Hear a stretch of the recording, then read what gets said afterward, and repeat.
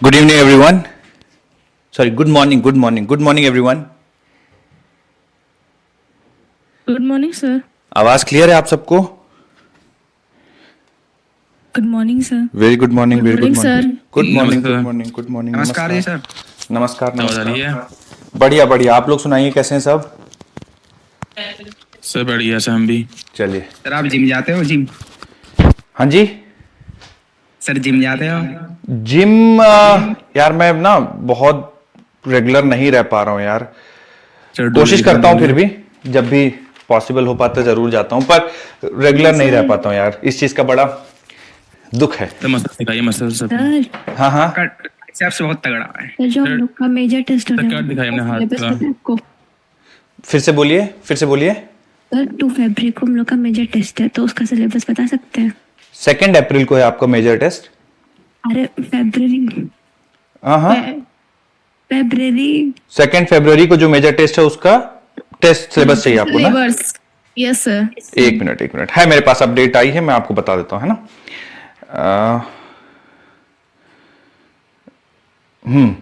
तो फिजिक्स में सिलेबस है 2 फरवरी का।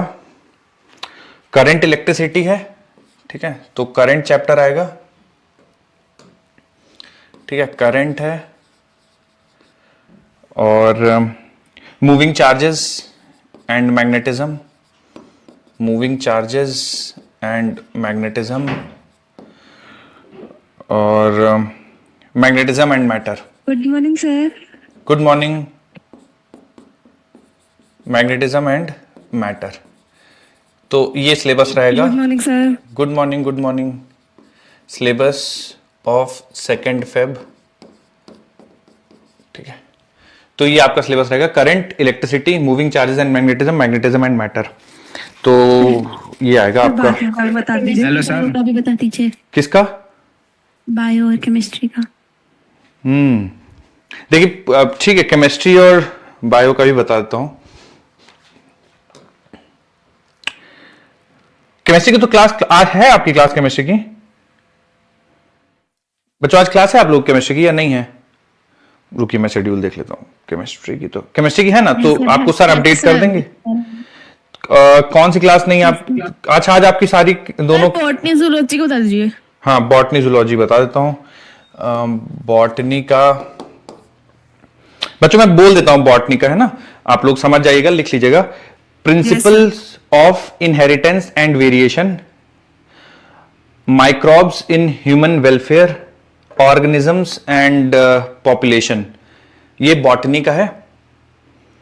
और जूलॉजी में है biomolecules, human reproduction, reproductive health, और ह्यूमन हेल्थ एंड डिजीज, ये जूलॉजी का है, ठीक है।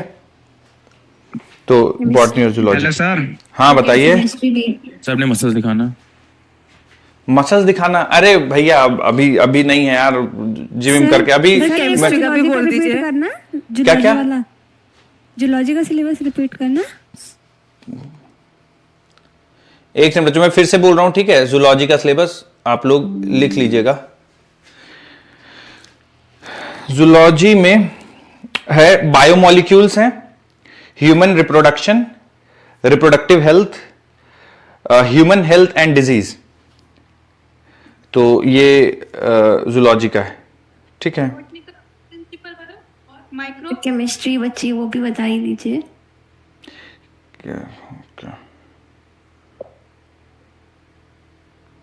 केमिस्ट्री में है electrochemistry, isomerism, general organic chemistry, hydrocarbon. तो इलेक्ट्रोकेमिस्ट्री, आइसोमेरिज्म, जीओसी और हाइड्रोकार्बन, ठीक है।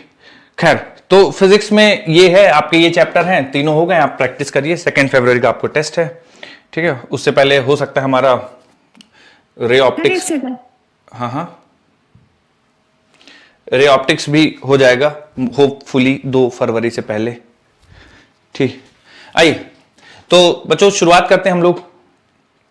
तो मोशनल ईएमएफ पिछली क्लास में मैं आपको समझा रहा था। तो हम लोगों ने एक फॉर्मूला डिराइव करा था कि अगर एक यूनिफॉर्म मैग्नेटिक फील्ड है, मान लीजिए इस तरह से, या मैग्नेटिक फील्ड हो, यूनिफॉर्म नॉन यूनिफॉर्म होना जरूरी नहीं है, उसमें अगर आप कंडक्टर को मूव कराएंगे, किसी भी मैग्नेटिक फील्ड में अगर आप कंडक्टर को मूव कराएंगे तो उसमें एक इंड्यूस्ड ईएमएफ जनरेट होगा, और उस इंड्यूस्ड ईएमएफ की जो डायरेक्शन है वो कैसे निकालना है वो मैंने बताया। तो मान लीजिए ए बी कंडक्टर है, ऐसा ए बी कंडक्टर है और उसको v स्पीड से ले जा रहे हैं, magnetic field into the plane है, तो इसमें इंड्यूस्ड ईएमएफ जनरेट होगा, ठीक है। अच्छा, उस इंड्यूस्ड ईएमएफ की वैल्यू कैसे लिखते हैं? तो एक तो होता है कि आप प्रॉपर फॉर्मूला लिखें, है ना, तो फॉर्मूला मैंने आपको बताया था v cross B, vector v cross vector b dot L vector, ठीक है। और अगर तीनों वेक्टर परपेंडिकुलर हो, कौन कौन से तीनों वेक्टर? बी वी और एल, ठीक है। अगर तीनों म्यूचुअली परपेंडिकुलर हो तो यही इंड्यूस्ड ईएमएफ हम कुछ इस तरह से लिख सकते हैं, जो आपको ज्यादातर केसेस में बच्चों यही वाला मिलेगा, है ना, कि तीनों परपेंडिकुलर हैं तो बीवीएल। अगर तीनों परपेंडिकुलर नहीं होंगे तो कैसे निकालना है वो मैंने आपको समझा दिया ऑलरेडी। फिर मैंने आपको यह भी बताया था कि इन तीन वेक्टर्स में से अगर दो कोई भी पैरेलल हो जाएं, if two vectors are parallel, any two vectors, तो बच्चों इंड्यूस्ड ईएमएफ की वैल्यू कितनी हो जाती है? अगर तीन में से दो पैरेलल हो जाएं, जीरो हो जाती है ना, कोई भी दो पैरेलल हो जाएं, ठीक है, वीबी पैरेलल हो जाएं, वीएल पैरेलल हो जाएं, कोई भी पैरेलल हो जाएंगे तो इंड्यूस्ड ईएमएफ जीरो हो जाएगा, ठीक है। तीन में से कोई भी दो पैरेलल हो जाएंगे। अब इसमें जो हम लोगों ने ये बेसिक डिस्कशन किया था और कुछ अभी हम लोग को सवाल करने इस पे, ठीक है, क्योंकि बहुत सारे क्वेश्चंस बनते हैं, तो मैं एक सवाल आपको देता हूं, ठीक है, अटेम्प्ट करना है आपको ये। तो ये तीनों वेक्टर आपको दिए, तीनों परपेंडिकुलर हैं। पहले आपसे पूछ दिया गया what is the instantaneous value of EMF induced in the wire, what is the direction of induced EMF. तो पहले आप इंड्यूस्ड ईएमएफ की वैल्यू बता दीजिए, फिर डायरेक्शन भी थोड़ा सा गेस करिए, नहीं तो फिर मैं तो समझाता ही हूं आपको। करिए बच्चों और बताइए आंसर।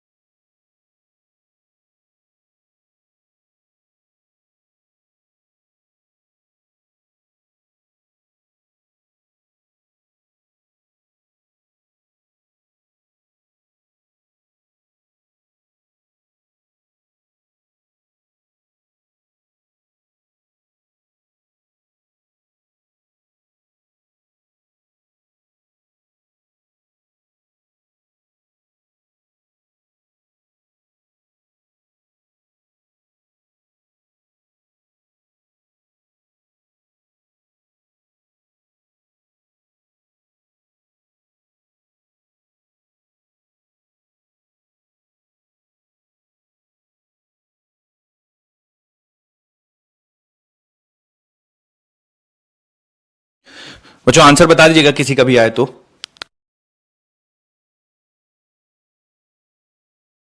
कैलकुलेटिव हो सकता है।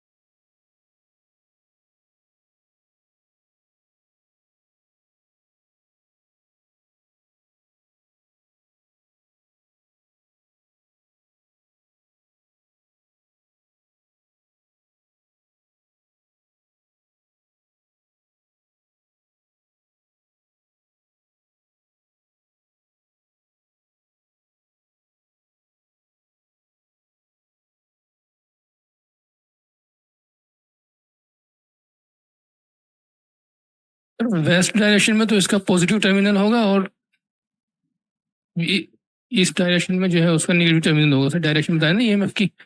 हाँ हाँ, वेस्ट डायरेक्शन में पॉजिटिव टर्मिनल होगा और इस डायरेक्शन में।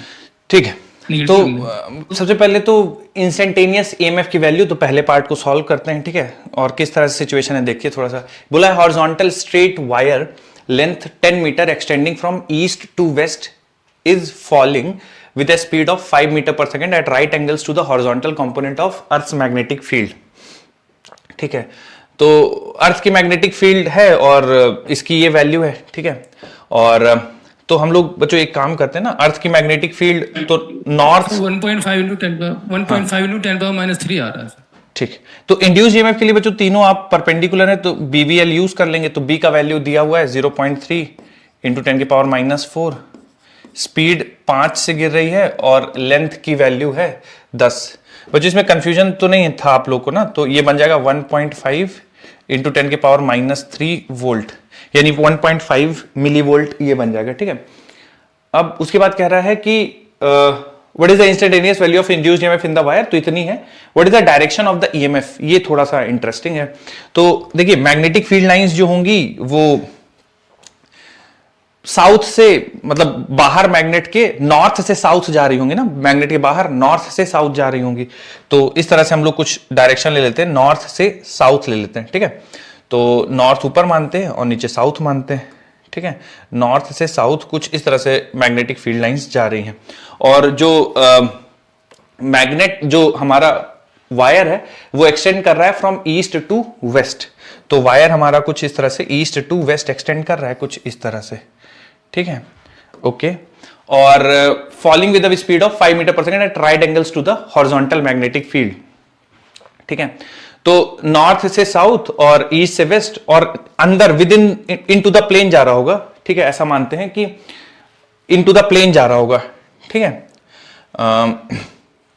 और मैं डायरेक्शन ले लेता हूं, ये वेस्ट हो गया, ये ईस्ट हो गया, ठीक है। तो इस तरह इन टू द प्लेन ये रॉड जा रहा है, ठीक है। तो पीछे नॉर्थ है, मान लीजिए पीछे नॉर्थ है, सामने साउथ है और इस तरह से नीचे गिर रहा है, ठीक है। तो नीचे गिर रहा है तो वेलोसिटी इनटू द प्लेन है, ठीक है। Velocity vector into the plane है, ठीक है। Velocity vector into the plane है। अब v क्रॉस b कर लेते हैं, ठीक है। तो वेलोसिटी वेक्टर की तरफ फिंगर्स कर दीजिए, राइट हैंड की फिंगर्स, और मैग्नेटिक फील्ड डाउनवर्ड्स है, ठीक है। नॉर्थ से साउथ है, ठीक है। तो मैग्नेटिक फील्ड डाउनवर्ड है, वेलोसिटी वेक्टर अंदर की तरफ है, तो जो थंब है वो पॉइंट कर रहा है टुवर्ड्स लेफ्ट, यानी लेफ्ट वाला एंड वो हायर पोटेंशियल पे होगा और राइट वाला एंड वो लोअर पोटेंशियल पे होगा। तो इंड्यूस्ड ईएमएफ की वैल्यू इतनी होगी और लेफ्ट वाला एंड हायर और राइट वाला एंड लोअर पोटेंशियल। तो जब भी आपको डायरेक्शन कौन सा हायर कौन सा लोअर है, तो आपकी फिंगर्स होनी चाहिए वेलोसिटी वेक्टर की डायरेक्शन में और पाम होना चाहिए मैग्नेटिक फील्ड की डायरेक्शन में, तब आपको थंब डायरेक्शन दे देगा। क्योंकि हायर पोटेंशियल किस डायरेक्शन में होगा, जिधर v क्रॉस b आएगा वही एंड हायर पोटेंशियल की तरफ होगा।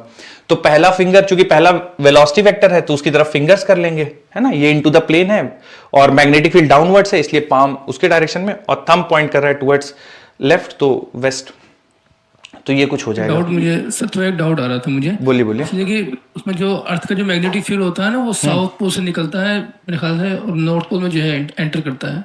ओके, एक सेकंड। जो अर्थ की मैग्नेटिक फील्ड की जो डायरेक्शन होती है, साउथ से निकल कर नॉर्थ में जाती है। साउथ से निकल के नॉर्थ में अर्थ के मैग्नेटिक फील्ड की डायरेक्शन, ऐसा बोल रहे हैं सर? शायद हमने इस तरह पढ़ा था, क्योंकि उसका जो है जो अर्थ का जो वो होता है ना, पोलैरिटी होती है उसके। तो ठीक है, अगर मान लीजिए वैसा होता भी है, कह रहा है horizontal straight wire 10 metre long extending from east to west is falling with the speed of at right angles to the horizontal component of earth's magnetic field, ठीक है, okay. Right angle of, confirm कर लीजिएगा थोड़ा सा इसको, आप इसको confirm कर लीजिए। नहीं कोई नहीं। देखिए थोड़ा सा हम लोग ध्यान देते हैं ना, तो फिर से बता देंगे इसको। हाँ, मैं कह रहा हूं कि जैसे मान लीजिए मैग्नेट्स हैं, सॉरी नॉर्थ से साउथ ऐसे मैग्नेटिक फील्ड लाइंस हैं, ठीक है। नॉर्थ से साउथ मैग्नेटिक फील्ड लाइंस हैं और ये वायर ऐसे गिर रहा है, अंदर की तरफ गिर रहा है और वेस्ट से ईस्ट एक्सटेंड कर रहा है, ठीक है। तो अगर ये सिचुएशन है, तो अगर आपको ये निकालना है कौन सा एंड हायर पोटेंशियल है कौन सा लोअर पोटेंशियल पे है, तो वेलोसिटी वेक्टर की तरफ आप फिंगर्स कर लीजिए, ठीक है। पहले वेक्टर की तरफ फिंगर कर लीजिए और दूसरा वेक्टर जो है, जो कि इस केस में नीचे की तरफ मैंने लिया, उसकी तरफ पाम कर लीजिए। तो मान लीजिए रॉड नीचे जा रहा है और नॉर्थ से साउथ मैग्नेटिक फील्ड की डायरेक्शन है, तो पाम आपका साउथ, मतलब पाम मैग्नेटिक फील्ड की डायरेक्शन में पॉइंट करेगा और राइट हैंड की जो फिंगर्स हैं वो इनटू द प्लेन पॉइंट करेंगी, तो जो थंब होगा वो हायर पोटेंशियल की तरफ होगा।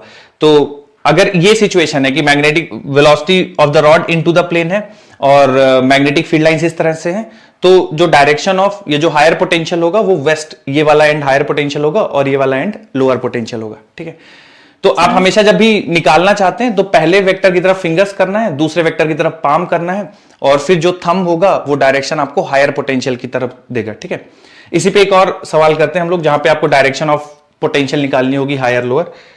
कुछ और एग्जांपल कर लेते हैं। सर ये horizontal component of earth magnetic field बोला गया, तो आपने ऐसे वर्टिकल क्यों ले लिया? देखो, वर्टिकल हॉरिजॉन्टल कंपोनेंट मतलब मैग्नेटिक फील्ड ऐसे ही है। ठीक है, मैग्नेटिक फील्ड ऐसे ही होगा, मतलब इस वाले प्लेन में मैग्नेटिक फील्ड होगा। Vertical field of magnetic field की वजह से, vertical component of magnetic field की वजह से इंड्यूस्ड ईएमएफ नहीं आ पाएगा, क्योंकि अगर vertical component of magnetic field ऐसे लेंगे और रॉड भी ऐसे ही मूव कर रही है, तो फिर magnetic field vector velocity vector parallel हो जाएंगे, तो इंड्यूस्ड ईएमएफ नहीं आएगा। जो इंड्यूस्ड ईएमएफ आएगा वो horizontal component of magnetic field की वजह से ही आएगा। ठीक है, तो जो मैग्नेटिक फील्ड होगा वो horizontal component of magnetic field की वजह से आएगा। वर्टिकल कंपोनेंट कोई इंड्यूस ईएमएफ क्रिएट नहीं कर पाएगी, क्योंकि जिस डायरेक्शन में वेलोसिटी होगा उसी डायरेक्शन में मैग्नेटिक फील्ड होगा, तो इंड्यूस ईएमएफ जीरो होगा। तो जो इंड्यूस ईएमएफ आएगा वो केवल horizontal component of magnetic field की वजह से ही आएगा। ठीक है, तो इस वजह से वर्टिकल कंपोनेंट को कंसीडर नहीं कर रहे हैं, केवल हॉरिजॉन्टल कंपोनेंट कंसीडर कर रहे हैं। तो वायर भी तो मतलब हॉरिजॉन्टली गिर रहा है, तो देखो वायर ऐसे, वायर मान लो ये पेन है ना, ये वायर है, ऐसे गिर रहा है। ठीक है, वायर ऐसे गिर रहा है, तो मैग्नेटिक फील्ड लाइंस ऐसे हैं। अगर वायर ऐसे गिर रहा है और मैग्नेटिक फील्ड लाइंस भी ऐसे ही मान लेंगे तो इंड्यूस्ड ईएमएफ होगा ही नहीं। इसलिए सवाल में बोला है कि falling with the speed of 5 metre per second at right angles to the horizontal component of earth's magnetic field. तो जो horizontal component of earth's magnetic field है, तो हॉरिजॉन्टल कंपोनेंट ऐसे भी हो सकता है, ऐसे भी हो सकता है ना। हॉरिजॉन्टल कंपोनेंट इस वाले प्लेन में कैसे भी हो सकता है, ऐसे, इनमें से कोई भी डायरेक्शन पॉसिबल है। पर हम परपेंडिकुलर, जिस एंड जैसे रॉड गिर रहे हैं उसके परपेंडिकुलर है मैग्नेटिक फील्ड। ठीक है, तो इस वजह से ठीक है, तो वो किसी भी कंपोनेंट में नहीं है। जो रॉड है उसके साथ 90 डिग्री बना रही है मैग्नेटिक फील्ड लाइन। ठीक है, तो इस वजह से बीवीएल सीधे लगा पाएंगे आप। कुछ और सवाल करते हैं इस पे, तो डायरेक्शन का भी थोड़ा सा आपको और आइडिया लगेगा। जैसे ये देखिए 2-3 सवाल हैं, तीनों आप करना है। आपको गिवन पैरामीटर है स्ट्रेट कंडक्टिंग रॉड के लिए एक्सटर्नल मैग्नेटिक फील्ड में, तो आपको बताना है। जैसे मैं आपको पहला वाला एग्जांपल के तौर पे बताता हूं कि एक रॉड है, वो v वेलोसिटी से राइट की तरफ मूव कर रहा है, मैग्नेटिक फील्ड भी राइट की तरफ है। आपको बताना है कौन सा एंड इनमें से हायर पोटेंशियल एंड होगा, यानी L और N में से कौन सा एंड हायर पोटेंशियल होगा, या दोनों सेम पोटेंशियल पे होंगे। एल वाला हाई पोटेंशियल पे होगा, एल वाला सर एल वाला। अच्छा, ओके। पहले में। लॉजिक क्या वैसे एल वाला हाई पोटेंशियल होने का? सर क्योंकि आगे तरफ जा रहा है ये, तो हम वेलोसिटी डायरेक्शन में जो है फिंगर लेंगे और फिर नीचे की तरफ जो है सर मैग्नेटिक फील्ड की तरफ वो करेंगे सर इसको। इसमें मेरा जीरो होगा सर, मेरा जीरो, दोनों बराबर होगा क्योंकि दोनों की डायरेक्शन जो है वो सेम है ना, मैग्नेटिक फील्ड की भी और वेलोसिटी की डायरेक्शन सेम है, तो इसलिए यहाँ से जो है बच्चों यहाँ पे इंड्यूस्ड ईएमएफ जीरो होगा। ठीक है, इंड्यूस्ड ईएमएफ जीरो होगा, मतलब एल और एन के बीच में कोई पोटेंशियल डिफरेंस क्रिएट नहीं होगा, दोनों सेम पोटेंशियल पे होंगे, क्योंकि वी और बी दोनों पैरेलल हैं, तो इंड्यूस्ड ईएमएफ जीरो हो जाएगा। ठीक है, अब इस वाले के लिए सोचिए, इसमें आपको हायर पोटेंशियल बता दिया कि एल हायर पोटेंशियल पे है, एन लोअर पोटेंशियल पे है, वेलोसिटी वेक्टर नीचे, डायरेक्शन ऑफ मैग्नेटिक फील्ड बताना है आपको किधर होगी।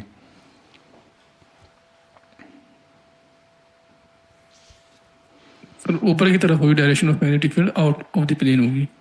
ओके, बाकी लोग भी बच्चों बताइए थोड़ा सा।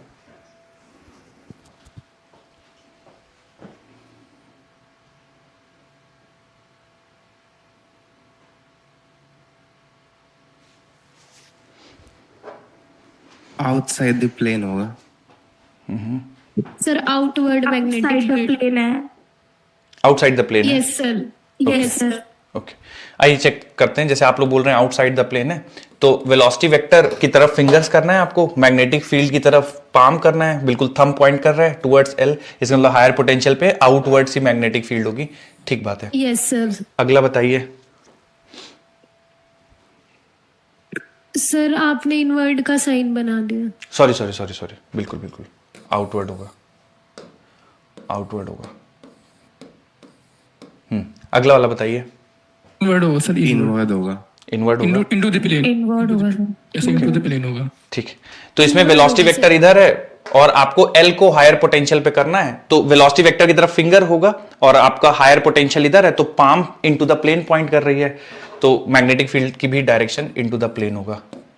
ठीक है, चलिए और देखते हैं बच्चों, इसमें और थोड़ा सा डिस्कशन करते हैं। देखिए, जब भी आप स्ट्रेट वायर को मूव कराएंगे और उसको सर्किट दे देंगे, जैसे मैं एग्जांपल के तौर पे लेता हूं कि ऐसे मान लीजिए इस तरह से कुछ रेजिस्टर आर है और बाकी कहीं पे भी रेजिस्टेंस नहीं है, बाकी सारा प्योर कंडक्टिंग मटेरियल है, और यहां पे कुछ इस तरह से हम लोग एक रॉड रख देते हैं। ठीक है, ऐसे एक रॉड रख देते हैं और इस रॉड को v स्पीड से मूव कराते हैं टुवर्ड्स राइट। ठीक है, v स्पीड से मूव कराते हैं टुवर्ड्स राइट, और ये मैग्नेटिक फील्ड है आउट ऑफ द प्लेन। ठीक है, magnetic field out of the plane है। ठीक है, तो जो मैं आपसे पूछूं कि इसमें इंड्यूस्ड ईएमएफ आएगा, क्योंकि आप ऐसे मैग्नेटिक फील्ड के आप रॉड को मूव कराते हैं और बी, वी और एल तीनों परपेंडिकुलर हैं, तो इसमें बताएंगे बच्चों कौन सा एंड हायर पोटेंशियल पे होगा, पी और क्यू। मान लीजिए मैं दो एंड ले लेता हूं, तो आप बताएंगे कौन सा एंड हायर पोटेंशियल पे होगा पी और क्यू में से। क्यू वाला सर, क्यू हायर पे होगा क्यू हायर पे होगा सर, और पी लोअर होगा। ठीक है ना, चलिए। Yes, sir. Yes, तो sir, yes, sir. इसमें और जो बैटरी बनी है इसका ईएमएफ का वैल्यू हो जाएगा बीवीएल। ठीक है, क्योंकि इंड्यूस ईएमएफ बीवीएल तीनों परपेंडिकुलर है, इंड्यूस ईएमएफ की वैल्यू इतनी हो जाएगी। ठीक है, अगर मैं आपसे पूछ दूं कि चलिए बताइए करंट की डायरेक्शन कैसे, इसको मैंने पीक्यू नाम दे दिया, इसको एबी नाम देता हूं। करंट की डायरेक्शन रजिस्टर में किधर से किधर होगी, direction of current in register in the direction Q भी है की डायरेक्शन में, बी से ए की तरफ जाएगी ना करंट, इस तरह, चूंकि ये बैटरी ऐसे बनेगी तो करंट इस तरह से फ्लो करेगी, है ना सर, क्यू फिर बी फिर ए। हाँ, तो ऐसा कुछ फ्लो करेगा डायरेक्शन करंट का, क्यू बी ए पी, इस तरह से फ्लो करेगा ना। बैटरी इधर से, तो बैटरी से निकलेगी करंट और इस तरह से पूरा कंप्लीट करेगा। ठीक है, तो मैं अगर आपसे पूछ दूं कि ठीक है बताइए इंड्यूस्ड करंट की वैल्यू कितनी होगी इस पूरे सर्किट में, तो होगा induced EMF divided by resistance. बिल्कुल, तो इंड्यूस्ड ईएमएफ की वैल्यू है बीवीएल और उसको आप रेजिस्टेंस से डिवाइड कर देंगे, तो ये इंड्यूस्ड करंट की वैल्यू आ जाएगी। ठीक है, इंड्यूस्ड करंट।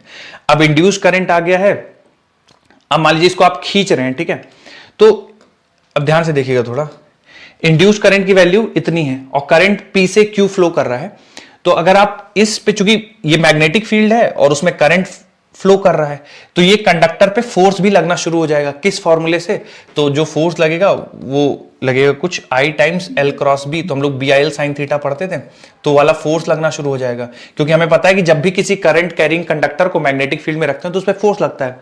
तो जैसे ही आप इसको खींचेंगे करंट स्टैब्लिश होगी, उस करंट की वजह से इस पे फोर्स लगना शुरू कर देगा इस वायर पे।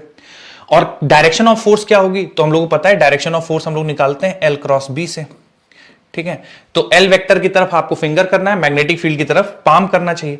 तो L वेक्टर मतलब करंट की डायरेक्शन में, L वेक्टर करंट की डायरेक्शन में फिंगर्स होंगी और पाम बाहर की तरफ होगा, क्योंकि मैग्नेटिक फील्ड की डायरेक्शन में पाम रखेंगे, तो थंब पॉइंट कर रहा है टुवर्ड्स लेफ्ट। यानी जैसे ही आप इसको राइट की तरफ लाना शुरू कर देंगे, इस पे एक पीछे की तरफ मैग्नेटिक फोर्स लगना शुरू हो जाएगा। और ये बहुत लॉजिकल भी है कि मैग्नेटिक फोर्स पीछे की तरफ ही लगना चाहिए। कारण ये है कि जब आप इस वायर को खींच रहे हैं तो आप बाहर की तरफ फ्लक्स को बढ़ा रहे हैं ना, वायर को खींच रहे हैं, थोड़ी देर बाद वायर यहां होगी तो फ्लक्स बढ़ेगा, थोड़ी देर बाद वायर यहां होगी तो फ्लक्स और बढ़ जाएगा। तो according to Lenz law current induce इस तरह से होगी कि वो बाहर की तरफ बढ़ते हुए फ्लक्स को रोक पाए। तो इंड्यूस करंट कुछ इस तरह से फ्लो करेगी, है ना। और इंड्यूस करंट से देखिए जो मैग्नेटिक फील्ड प्रोड्यूस हो रही है वो अंदर की तरफ हो रही है। ठीक है, तो इंड्यूस करंट इस तरह से आएगी कि वो बाहर बढ़ते हुए फ्लक्स को रोक पाए, तो इंड्यूस करंट इस तरह से आएगी, है ना। एक और कारण सुनिए, जब आप बाहर की तरफ खींच रहे हैं तो इस लूप से पास होता हुआ फ्लक्स बढ़ रहा है, तो करंट नहीं चाहेगी कि इस लूप से पास होता हुआ फ्लक्स बढ़े, तो करंट इस वायर पे इस तरह से फ्लो करेगी कि वायर को रोक पाए। आप ऐसे खींचेंगे ना तो करंट इस तरह से फ्लो करेगी कि वायर को रोक पाए, है ना। यानी मैग्नेटिक फोर्स पीछे की तरफ लगेगा इंड्यूस करंट की वजह से, तो वायर को रोकना चाहती है, आप ऐसे फोर्स लगा के खींचेंगे, तो जैसे ही आप इसको खींचेंगे करंट फ्लो करेगी और इस वायर के मूवमेंट को रोकेगी। आप इससे कंजर्वेशन ऑफ एनर्जी भी समझ सकते हैं। आप जितना इस पे खींचने में एनर्जी खर्च करेंगे ना, वही एनर्जी करंट के फॉर्म में रजिस्टर को मिलती जाएगी। तो आप जितना मेहनत करेंगे इसको खींचने में, उतनी पूरी की पूरी एनर्जी रजिस्टर को मिल जाएगी। तो ऐसा नहीं कि आप वायर को तुरंत ऐसा खींच देंगे खुद से, नहीं, आप अगर वायर को खींचेंगे तो आपको फोर्स लगाना पड़ेगा इस डायरेक्शन में वायर को मूव करने के लिए, क्योंकि करंट आ जाएगी, उस पर मैग्नेटिक फोर्स लगाने लगेगी वायर पे। अच्छा, इस मैग्नेटिक फोर्स की वैल्यू होगी BIL sin थीटा। तो B हो गया strength of magnetic field, current हो गया इंड्यूस इतना BVL/R, BVL अपॉन R, ये करंट हो गया, ठीक है, into L length of the wire, BIL sin theta. Theta is angle between current and magnetic field. तो करंट नीचे की तरफ, magnetic field out of the plane, current नीचे की तरफ और magnetic field out of the plane, तो इनके बीच का एंगल 90 डिग्री हो जाए ना, करंट नीचे की तरफ, magnetic field out of the plane, angle 90 degree, तो ये साइन 90 डिग्री हो जाएगा। तो मैग्नेटिक फोर्स इस वायर पे कितना लग रहा होगा, मैग्नेटिक फोर्स लग रहा होगा B² VL² अपॉन R, इतना मैग्नेटिक फोर्स लग रहा होगा, ठीक है। अगर आप वायर को कांस्टेंट वेलोसिटी से मूव कराना चाहते हैं तो आपको इतना फोर्स लगाना पड़ेगा, ठीक है। अगर आप इससे ज्यादा फोर्स लगा देंगे तो फिर उसी हिसाब से करंट की वैल्यू भी बढ़ जाएगी। तो अगर आप चाहते हैं कि कांस्टेंट वेलोसिटी से करंट कैरिंग वायर मूव करता रहे, तो जो मैग्नेटिक फोर्स लगाना पड़ेगा वो B² VL² अपॉन R। तो यहां पे जो मैग्नेटिक फोर्स है आप देख रहे होंगे वो डायरेक्टली प्रोपोर्शनल है वेलोसिटी ऑफ द वायर। जितनी स्पीड से खींचेंगे आप वायर को, उतना ज्यादा आपको मैग्नेटिक फोर्स, उतना ज्यादा वायर पे मैग्नेटिक फोर्स पीछे की तरफ लगेगा, और अगर आप खींचना चाहते हैं आगे की तरफ तो उतना ज्यादा आपको एक्स्ट्रा फोर्स लगाना पड़ेगा। तो वायर पे जो मैग्नेटिक फोर्स लगेगा वो डायरेक्टली प्रोपोर्शनल टू V है ना। Resistance of the circuit, magnetic field और लेंथ ऑफ द कंडक्टर को अगर हम कांस्टेंट माने तो magnetic force on wire it is directly proportional to V। अच्छा, जब आप खींचेंगे तो आपको कॉन्स्टेंटली वर्क करना पड़ेगा, है ना, आपको पावर भी लगातार डिलीवर करनी पड़ेगी, ठीक है। तो पावर कितना डिलीवर करना पड़ेगा, जितना मैग्नेटिक फोर्स लग रहा है इनटू वेलोसिटी ऑफ वायर, ठीक है। तो पावर होता है vector F dot vector V, ठीक है, पावर होता है vector F dot vector V, ठीक है। तो यहां पे F, ठीक है, तो इतना मैग्नेटिक फोर्स पीछे की तरफ लग रहा होगा, वेलोसिटी वेक्टर आगे की तरफ है, ठीक है, देखिएगा थोड़ा सा, इतना मैग्नेटिक फोर्स लग रहा होगा कितना, B² VL² अपॉन रेजिस्टेंस, इतना मैग्नेटिक फोर्स लग रहा है इनटू वेलोसिटी, ठीक है। F डॉट V होता है ना, तो mod of F mod of V into cos theta, और थीटा हो जाएगा वेलोसिटी वेक्टर और इसके बीच का एंगल cos 180 डिग्री, ठीक है। तो जो power consumed by magnetic force है ना, जितना मैग्नेटिक फोर्स पावर कंज्यूम कर रहा होगा उसकी वैल्यू आ जाएगी B² V² L² upon R with negative sign, ठीक है। नेगेटिव साइन इसलिए क्योंकि मैग्नेटिक फोर्स पीछे की तरफ लग रहा है और वायर आप आगे की तरफ लेके जा रहे हैं, ठीक है, तो इतना पावर कंज्यूम करेगा मैग्नेटिक फोर्स। अगर आप पूछे कि एक्सटर्नल एजेंट कितना पावर दे रहा होगा, तो एक्सटर्नल एजेंट इसी का प्लस, जितना एक्सटर्नल एजेंट पावर दे रहा होगा, ठीक है। मान लीजिए एक्सटर्नल एजेंट, क्योंकि एक्सटर्नल एजेंट बाहर की तरफ फोर्स लगा रहा है, ये force applied by external agent है, और एक्सटर्नल एजेंट उतना ही फोर्स लगा रहा है जितना पावर, जितना मैग्नेटिक फोर्स लगा रहा है पीछे की तरफ, तो एक्सटर्नल एजेंट उतना ही फोर्स लगा रहा है। तो इस पावर में अगर आप प्लस कर देंगे तो that is power supplied by external force, ठीक है। तो जो करंट फ्लो कर रही है उसकी वजह से जो एनर्जी रजिस्टर कंज्यूम कर रहा है, वो एनर्जी जो रजिस्टर कंज्यूम कर रहा है वो इसी वजह से कंज्यूम कर रहा है क्योंकि आप इस पे लगातार पावर खर्च कर रहे हैं। तो मान लीजिए आपने 1 सेकंड में 100 जूल इसको एनर्जी दी, तो सारी की सारी 100 जूल ये एनर्जी रजिस्टर कंज्यूम कर लेगा, ठीक है ना। तो आप मान लीजिए एक्सटर्नल एजेंट 10 वॉट सप्लाई कर रहा है, तो पूरा 10 वॉट रजिस्टर कंज्यूम कर रहा है।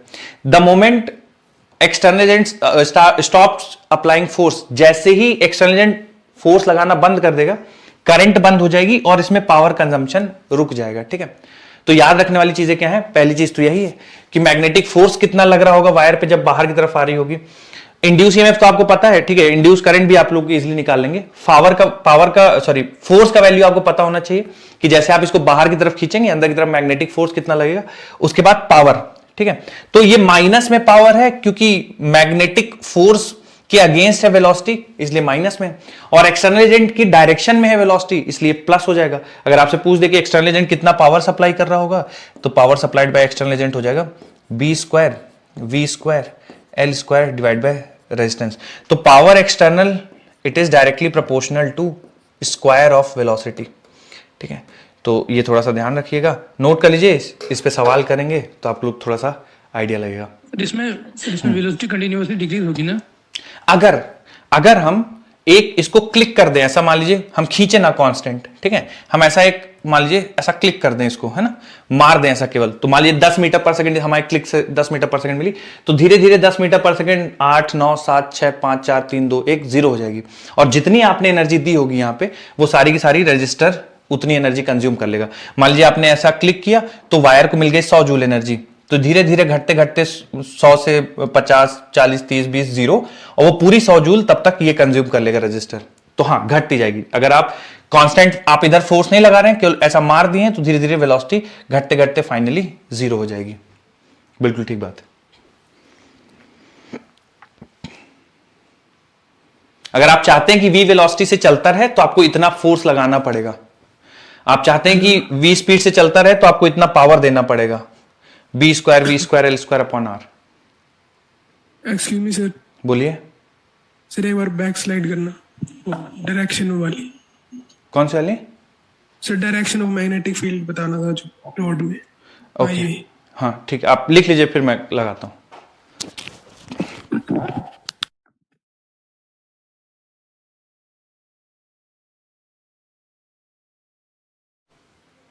लिख लीजिएगा बच्चों, तो बताइएगा फिर आंसर, सॉरी बताइएगा, फिर मैं सवाल लगा दूंगा इसी पे। Done sir.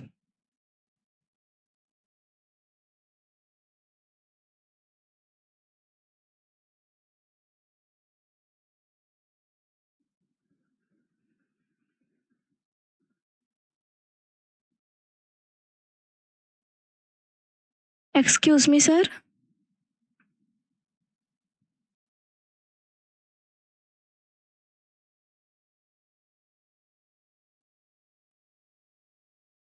सर हाँ बोलिए बोलिए।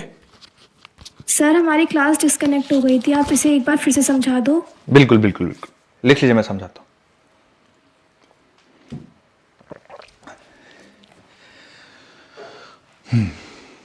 देखिए, आप अगर ये मैग्नेटिक फील्ड बाहर की तरफ है और उस पे एक कंडक्टर है, ऐसा ये सर्किट है, ठीक है।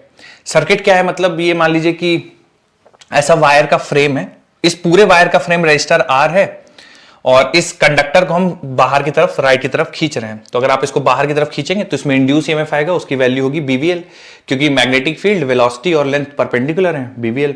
इंड्यूस करंट इतना आ जाएगा। अच्छा, करंट कैसे फ्लो करेगा? तो करंट ऐसा फ्लो करेगा, ठीक है। कैसे पता चल रहा है? क्योंकि इंड्यूस ईएमएफ आएगा, उसमें हायर पोटेंशियल ये एंड लोअर पोटेंशियल, तो करंट हमेशा हायर से स्टार्ट करती है और लोअर की तरफ जाएगी, तो करंट इस तरह से फ्लो करेगी।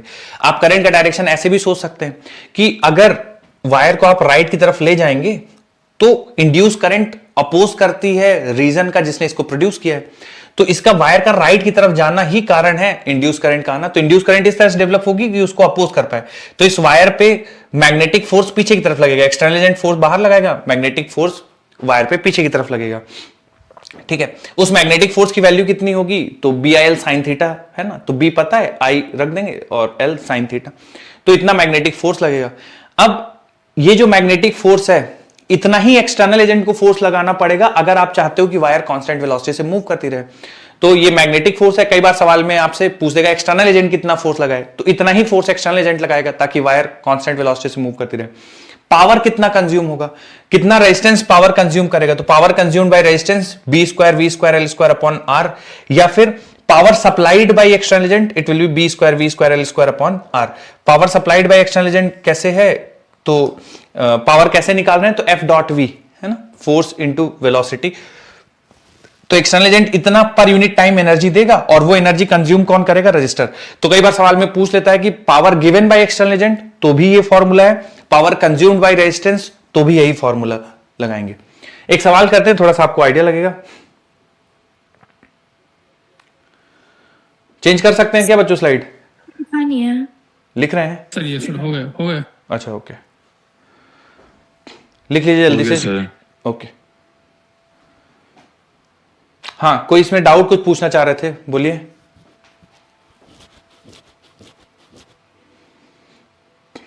सर ये लास्ट वाला समझा दो सर थोड़ा सा। थर्ड वाला? Yes sir. ठीक है, देखिए इसमें बोला गया कि जो हायर पोटेंशियल है वो L है, तो और वेलोसिटी वेक्टर इधर है, तो हम लोग राइट हैंड की फिंगर्स वेलोसिटी वेक्टर के डायरेक्शन में रखेंगे, पर थंब को पॉइंट होना चाहिए एल के डायरेक्शन में, क्योंकि जिधर थंब होता है वही हायर पोटेंशियल पे होता है, वी क्रॉस बी। तो जब हम थंब रखेंगे ऊपर वाले के डायरेक्शन में, वेलोसिटी वेक्टर इधर है, तो palm into the plane point कर रहा है, मतलब magnetic field into the plane होगी। ठीक है, आपको कुछ और लग रहा है कि सर ऐसा क्यों है, इस हिसाब से होना चाहिए, तो आप बता नहीं दीजिए। सर ठीक है सर, हाँ हाँ ठीक है सर, कोई बस। आइए बच्चों एक सवाल करते हैं, बताइए थोड़ा सा आंसर।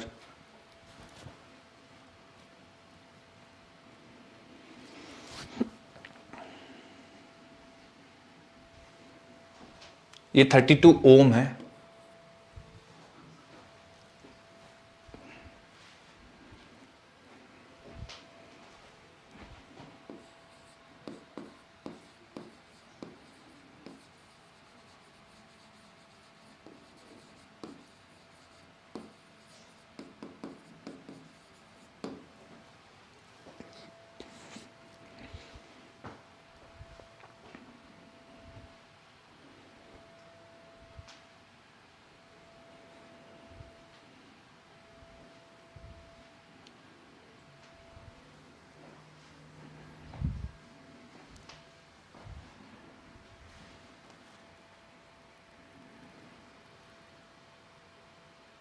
सर सेकंड और थर्ड तो बिल्कुल सेम है आंसर, Okay. ऑप्शन है तो। ठीक है ठीक है, हो सकता है कुछ गड़बड़ हो गया हो। आप चलिए इसको -1 रख लीजिए, है ना। बताइए अब कौन सा है। अगर कोई मैच नहीं कर रहा हो बच्चों, आपको लगता है सर कुछ मैच नहीं कर रहा है, तो भी बता दीजिएगा, पर करिए सॉल्व और बताइए आंसर।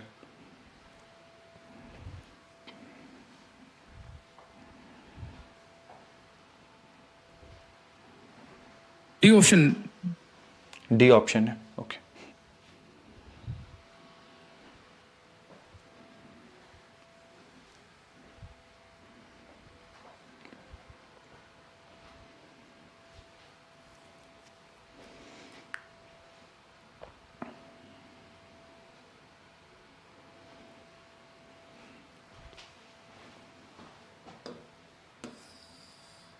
बच्चों काफी समय लग रहा है, मुश्किल है क्या कुछ कैलकुलेशन? आना तो चाहिए तुरंत। Circuit is normal to the magnetic field, force required. तो फोर्स रिक्वायर्ड बच्चों आप लोग, है ना, फॉर्मूला भी हम लोगों ने पढ़ा है, BIL sin थीटा लगा दीजिए, मान लीजिए नहीं याद रहता है, या फिर डायरेक्ट लगा दीजिए ना, तो B² VL² divide by resistance, है ना, यही फॉर्मूला फोर्स का बन जाएगा। BVL by R ये करंट हो गया, है ना, और B, और आप उससे L से और मल्टीप्लाई कर देंगे, B² L² V by R, ये हो जाएगा फोर्स। तो B का वैल्यू है 0.15, ठीक है, तो 0.15 का स्क्वायर कर देते हैं, और स्पीड का वैल्यू है 2, लेंथ 50 सेंटीमीटर यानी 1/2 का होल स्क्वायर, और रेजिस्टेंस है 32, ठीक है। तो कुछ इस तरह से बन जाएगा, और कैंसिल करते हैं बच्चों, तो ये बन जाएगा 16, तो 0.15 इंटू 0.15 डिवाइडेड बाई 16 इंटू 1/4, कुछ इस तरह से बन जाएगा। तो 16 इंटू 4 64, तो 225, ठीक है बच्चों, 15 इंटू 15 225 डिवाइड बाई 64, और ये 10 के पावर -4 लिख देता हूं मैं इसको, है ना। तो देखिए ये दिख रहा है बच्चों कि 3.75 ही आएगा, आप 3 से मल्टीप्लाई करेंगे, ठीक है, तो कुछ इस तरह से बनेगा, और 10 के पावर -4 है, तो एक ही ऑप्शन है। बाकी और किसी का कुछ आ रहा है बच्चों तो पूछ लीजिए। पावर कंज्यूम्ड बाय रेजिस्टर, किसी का आंसर आ रहा है क्या? पावर कंज्यूम्ड बाय रेजिस्टर 2 से मल्टीपल कर देंगे। 2 से मल्टीप्लाई करेंगे, बिल्कुल। 225/64 इंटू 10 की पावर -4, इतना फोर्स हो गया, और वेलोसिटी से और मल्टीप्लाई कर देंगे तो कैंसिल होकर बच्चों 32 बन जाएगा। तो पावर कंज्यूम्ड बाय रेजिस्टर आ जाएगा 225/32 इंटू 10 के पावर -4, और यूनिट क्या लिख देनी चाहिए बच्चों पावर कंज्यूम्ड बाय रेजिस्टर की? सर वाट हो जाएगी। वॉट हो जाएगी, बिल्कुल, है ना। इतने पर सेकंड एनर्जी कंज्यूम करेगा रेजिस्टर। अगर सवाल में आपसे ये पूछ देता कि बताइए 1 सेकंड में, या पूछ देगा मान लीजिए कि 10 सेकंड में कितनी हीट डेवलप हो जाएगी रजिस्टर में, तो फिर क्या करेंगे? मान लीजिए सवाल पूछ दिया कि हीट डेवलप्ड इन रजिस्टर, फिर क्या करेंगे? 10 सेकंड में। हाँ, और 10 से मल्टीपल कर देंगे 10 से मल्टीप्लाई कर देंगे, क्योंकि कर देंगे 10 से। बिल्कुल, क्योंकि 1 सेकंड में डेवलप्ड हीट है और 10 सेकंड में पूछा जाएगा तो इंटू 10 कर देंगे। ठीक है, तो इस तरह से होगा। किसी कुछ डाउट है कि सर ऐसा कैसे है, ये नहीं होना चाहिए, भाई पूछ लीजिएगा, है ना, आपकी रिस्पॉन्सिबिलिटी है डाउट पूछना। एक और सवाल देखिए सेम कॉन्सेप्ट पे।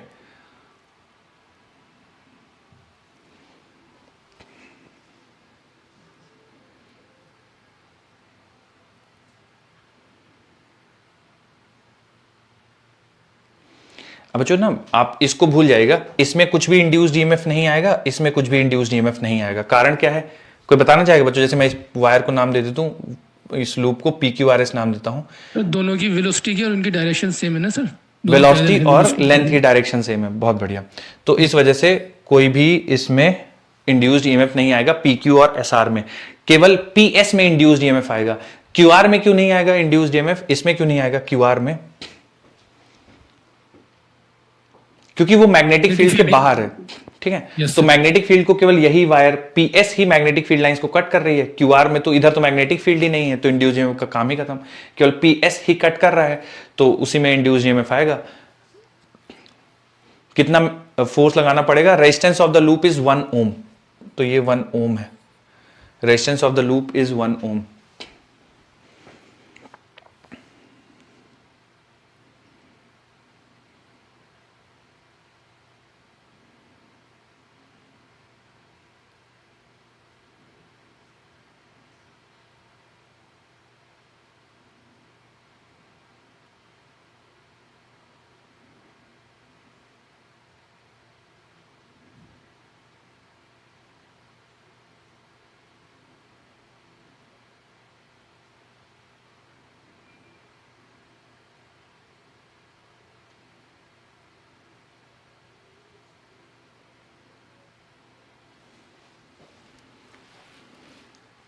वेट करो बच्चों आंसर का, किसी का आ जाए तो बता देना आप।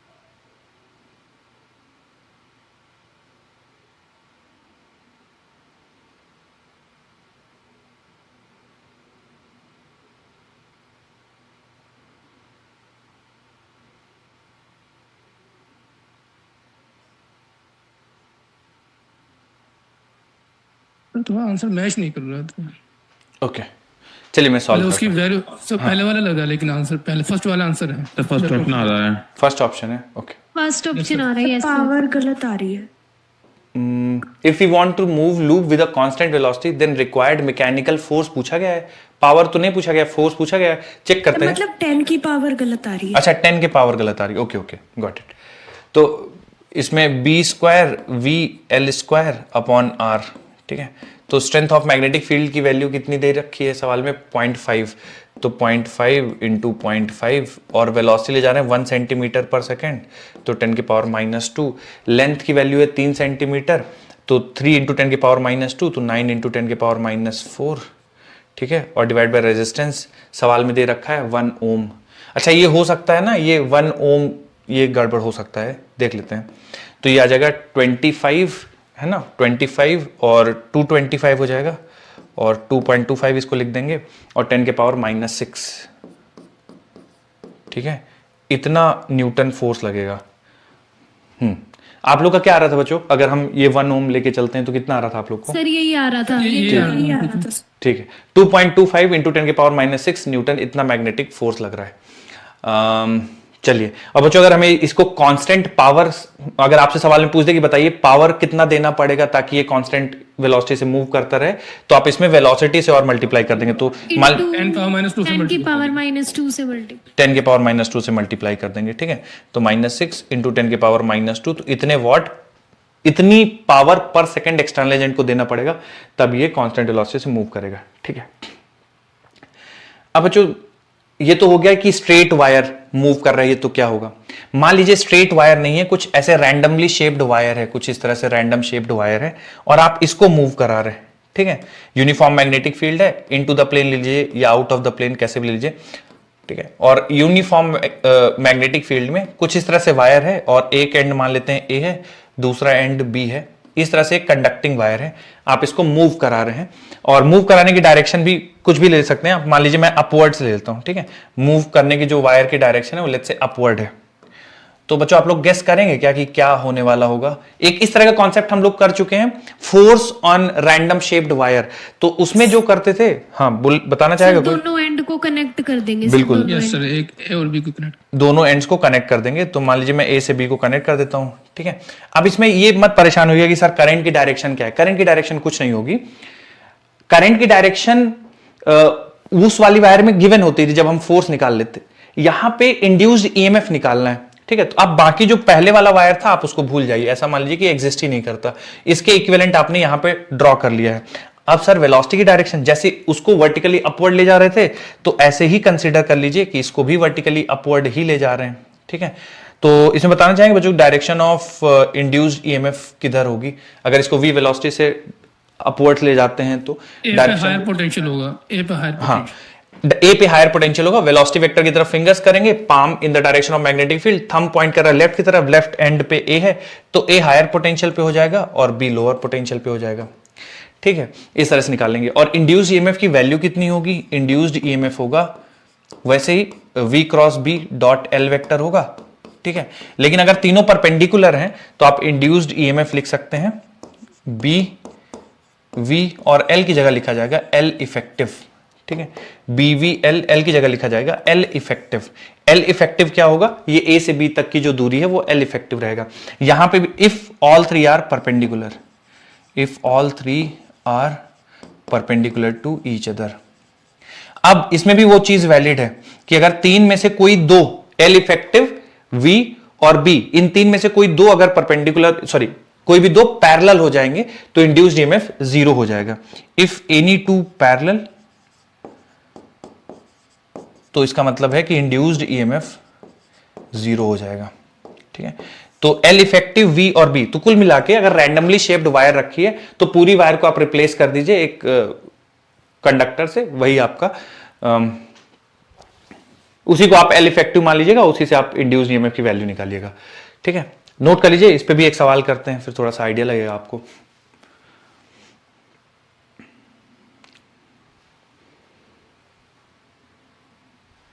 तीन में से कोई भी दो पैरेलल होंगे तो इंड्यूस्ड ईएमएफ जीरो हो जाएगा। सर हेडिंग क्या डालनी है इसमें?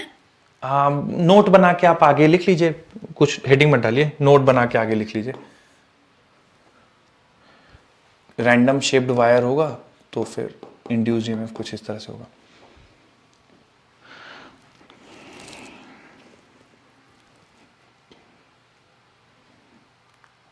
अगला सवाल करें बच्चों इसी में।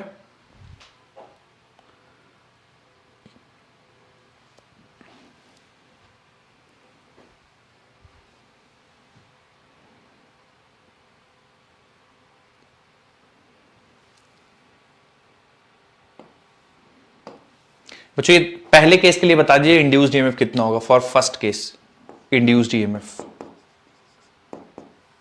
और कौन सा एंड हायर पोटेंशियल, कौन सा एंड या जीरो है potential difference, both are same potential, तो वो भी बता दीजिए।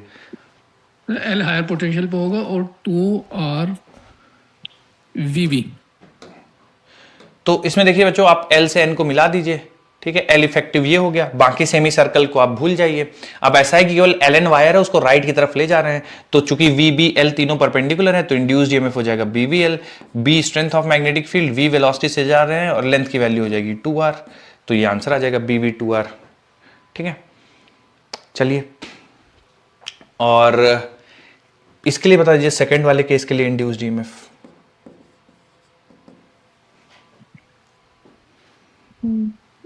Sir X higher potential.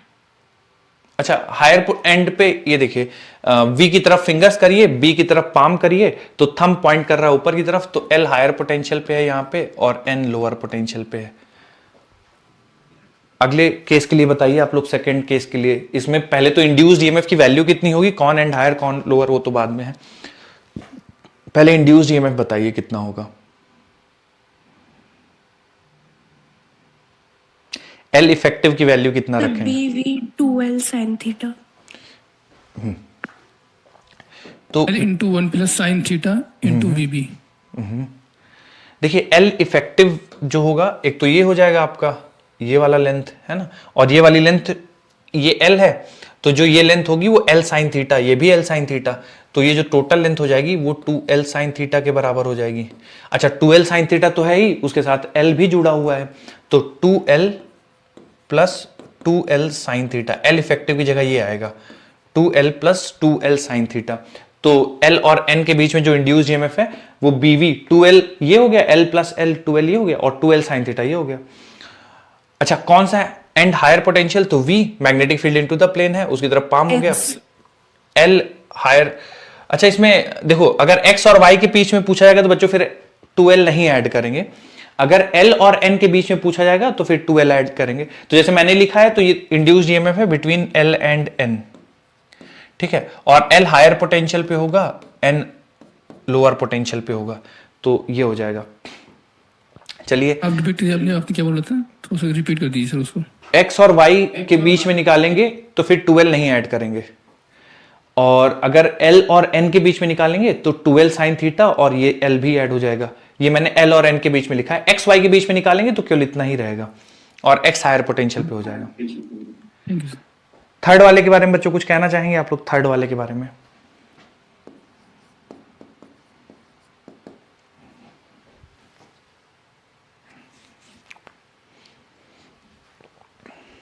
Third case में सर इंड्यूस्ड ईएमएफ 0 आएगा सर। लेंथ वेक्टर और वेलोसिटी पैरेलल है। बिल्कुल, इंड्यूस ईएमएफ इस केस में 0 हो जाएगा, लेंथ वेक्टर और वेलोसिटी वेक्टर पैरेलल है। तीसरे वाले केस में ये मतलब बी वाले केस में क्या कहेंगे, इंड्यूस्ड ईएमएफ की वैल्यू? थर्ड वाले में सर, थर्ड वाले में थोड़ा समझा दिया था, लेंथ वेक्टर कैसे पैरेलल हो गया है। ये लेंथ वेक्टर हो जाएगा ln।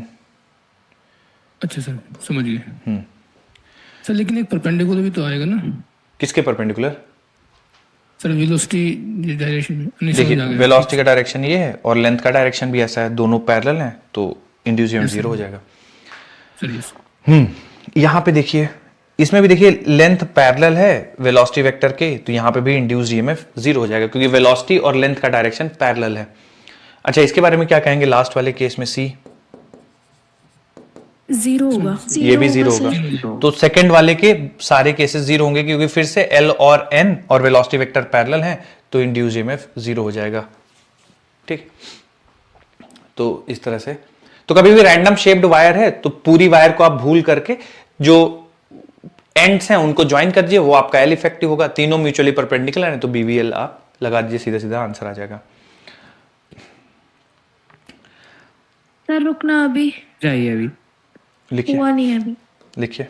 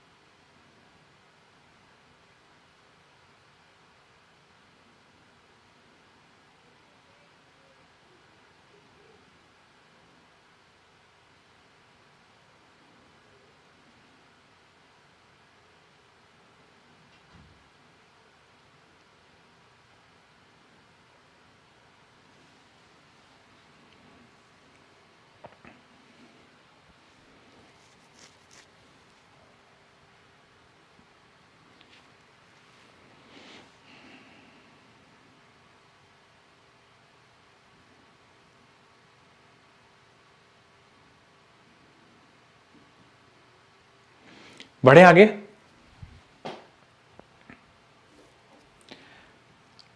चलिए अगले हेडिंग डाल दीजिए, रोटेटिंग कंडक्टर।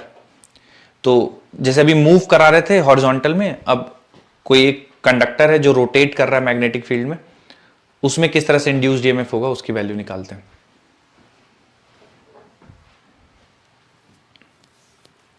ठीक है, तो induced EMF due to rotating conductor. ठीक है, कैसे इंड्यूस्ड ईएमएफ होगा एक रोटेटिंग कंडक्टर में, आइए समझते हैं। तो मान लीजिए magnetic field lines into the plane है कुछ इस तरह से। ठीक है, एक इस तरह से मैग्नेटिक फील्ड लाइंस है और इस मैग्नेटिक फील्ड में एक कंडक्टर रख दिया हम लोगों ने। ठीक है, इस तरह से एक कंडक्टर रख दिया है, कंडक्टर का लेंथ L मान लेते हैं। ठीक है, कंडक्टर का लेंथ L है ना, और ये पॉइंट O के अबाउट ओमेगा एंगुलर स्पीड से रोटेट कर रहा है। ठीक है, ओमेगा एंगुलर स्पीड से ये कंडक्टर रोटेट कर रहा है और हमें इंड्यूस्ड ईएमएफ की वैल्यू बतानी है। मान लीजिए मैं दूसरे वाले एंड को A मान लेता हूं। ठीक है, तो O और A के बीच में इंड्यूस्ड ईएमएफ बताना है।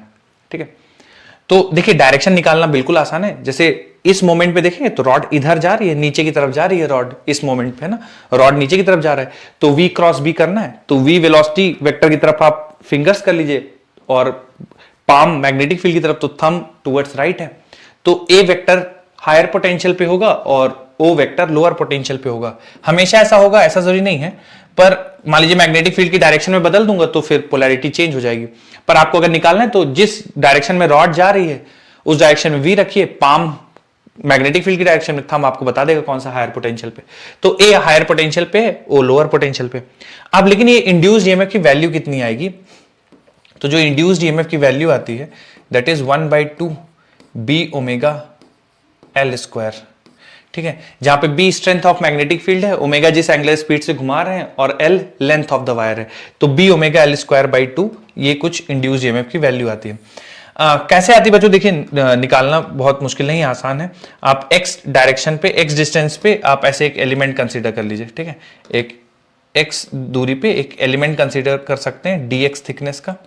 ठीक है, और इसकी स्पीड नीचे की तरफ लिख सकते हैं, इसकी स्पीड नीचे की तरफ होगी omega into X, R omega, तो x रेडियस है और ओमेगा एंगुलर स्पीड है, तो नीचे की तरफ स्पीड हो जाएगी ओमेगा इंटू एक्स। तो इसमें इंड्यूस्ड ईएमएफ कितना होगा, तो इसमें इंड्यूस्ड ईएमएफ डीई लिखेंगे, BVL, तो B strength of magnetic field, V omega X और लेंथ इसकी हो गई dx। तो टोटल इंड्यूस्ड ईएमएफ कितना हो जाएगा, इंटीग्रेट कर देंगे, लिमिट्स लगा देंगे 0 से L तक, तो B omega constant, x dx का इंटीग्रेशन हो जाएगा x स्क्वायर बाई 2, लिमिट्स लगा देंगे 0 से L, तो बन जाएगा 1/2 B ओमेगा L स्क्वायर। देखिए बच्चों याद आपको यही रखना है, इंड्यूस्ड ईएमएफ जब भी किसी कंडक्टर को रोटेट करते हैं यूनिफॉर्म मैग्नेटिक फील्ड में, तो B ओमेगा L स्क्वायर का इंड्यूस्ड ईएमएफ जनरेट होता है। कौन सा एंड हायर कौन सा एंड लोअर, V की तरफ आपको फिंगर्स रखनी है, पाम को मैग्नेटिक फील्ड की डायरेक्शन में रखना है, तो थंब जो आपको बता देगा कौन हायर पोटेंशियल कौन लोअर पोटेंशियल।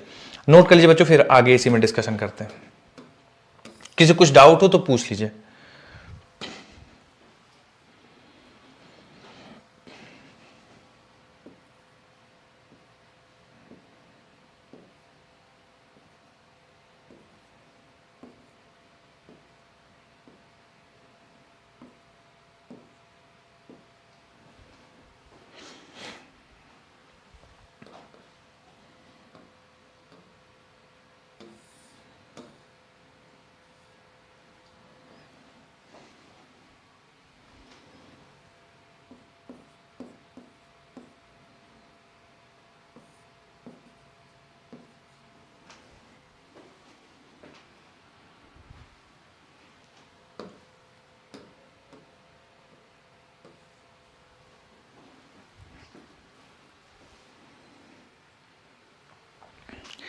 अगर बच्चों मान लीजिए कोई डिस्क है, आप ऐसा सोचिए, एक रॉड के बारे में तो हमने पढ़ लिया, रॉड नहीं है एक डिस्क है। ठीक है, रेडियस आर की एक डिस्क है। बच्चों अगर लिख रहे हैं तो बस 1 मिनट रुक जाइए, थोड़ा सा कंक्लूड कर देता हूं इसको, फिर लिख लीजिएगा। तो ओमेगा एंगुलर स्पीड से इस डिस्क को हम मान लीजिए रोटेट कर रहे हैं, और ये डिस्क कंडक्टिंग मटेरियल से बनी है। मान लीजिए आयरन की डिस्क है, एल्यूमिनियम की डिस्क है, कॉपर की डिस्क है, तो ये कंडक्टिंग मटेरियल से बनी हुई डिस्क है, रेडियस आर है, सेंटर ओ है। अब इस सेंटर के अबाउट इसको एंगुलर स्पीड ओमेगा से रोटेट कर देते हैं, तो हमें बताना है कि इंड्यूस्ड ईएमएफ कितना होगा इस डिस्क के अक्रॉस।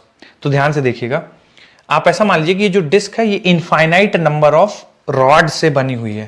जैसे मैं समझाने के लिए 2 या 3 रॉड का एग्जांपल ले लूंगा। मान लीजिए एक रॉड ये है और इसी तरह की इनफाइनाइट रॉड्स रख देंगे तब डिस्क बन जाएगी। दूसरी रॉड ये है और तीसरी रॉड ये है। ठीक है, अब वैसे तो ये डिस्क है, पर इसमें समझने के लिए हम लोगों ने 3 रॉड इसमें कंसिडर कर लिए हैं, ठीक है। ऐसे अगर आप इनफाइनाइट रॉड्स ऐसे एक के बाद एक के बाद एक के बाद एक के बाद ऐसे इनफाइनाइट रॉड रख देंगे तो वो डिस्क बन जाएगी, ठीक है। तो 3 रॉड ले लेते हैं। मान लीजिए एक रॉड का O लेंथ है और ये A है, ठीक है। इसी तरह से O भी एक रॉड है, इस तरह से OC एक रॉड है। अब OA रॉड को आप ऐसे घुमाएंगे एंगुलर स्पीड ओमेगा से, ठीक है। तो वेलोसिटी वेक्टर इधर, मैग्नेटिक फील्ड लाइंस बाहर की तरफ, वेलोसिटी वेक्टर इधर OA के लिए और मैग्नेटिक फील्ड बाहर की तरफ, तो थंब पॉइंट कर रहा है टुवर्ड्स O। यानी अगर आप डिस्क इस OA रॉड को रोटेट करेंगे इस सेंस में तो O हायर पोटेंशियल पे होगा और A लोअर पोटेंशियल पे होगा। इस तरह से OC के लिए चेक करेंगे तो उसका वेलोसिटी वेक्टर, OC के वेलोसिटी वेक्टर इधर हो जाएगा, मैग्नेटिक फील्ड बाहर की तरफ, और OC वेलोसिटी वेक्टर इधर, मैग्नेटिक फील्ड बाहर की तरफ। तो फिर से थंब देखेंगे तो O higher potential, C lower potential. फिर OB के लिए चेक करेंगे तो वेलोसिटी वेक्टर OB का इधर हो जाएगा, ठीक है। तो वेलोसिटी वेक्टर इस साइड और पाम आपको रखना है बाहर के साइड, ठीक है। तो वेलोसिटी वेक्टर इधर, पाम बाहर के साइड, तो थंब देखिए फिर से O की तरफ पॉइंट कर रहा है, तो फिर से O higher potential, B lower potential.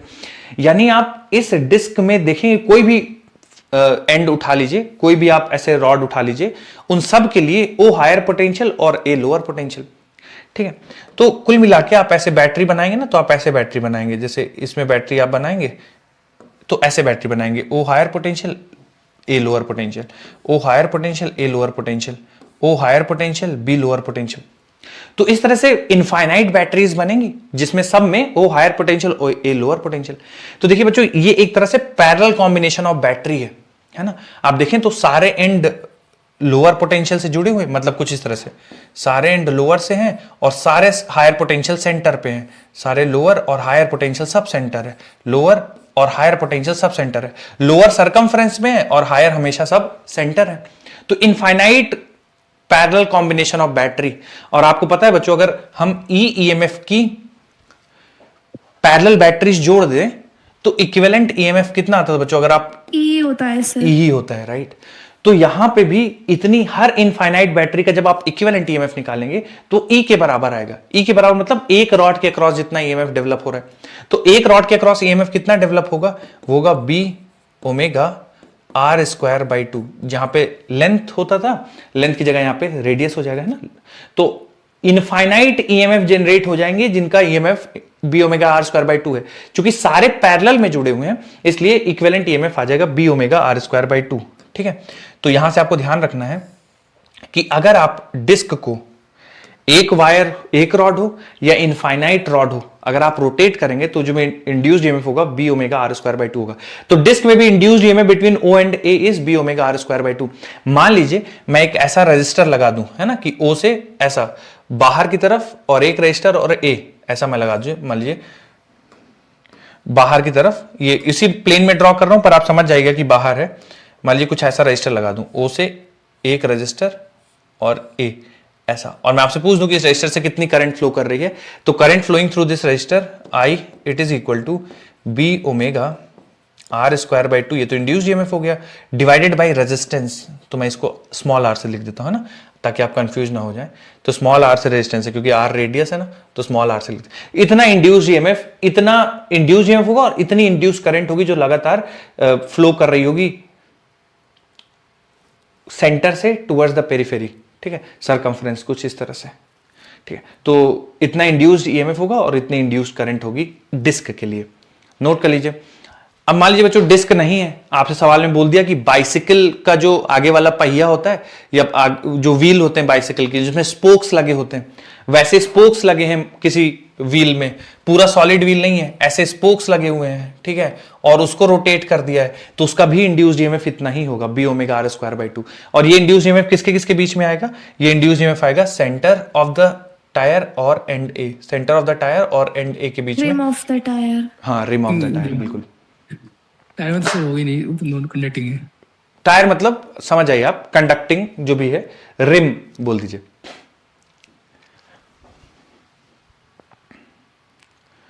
Ready हो जाएगा? बताइए बच्चों, सवाल करेंगे इसमें, है ना। एक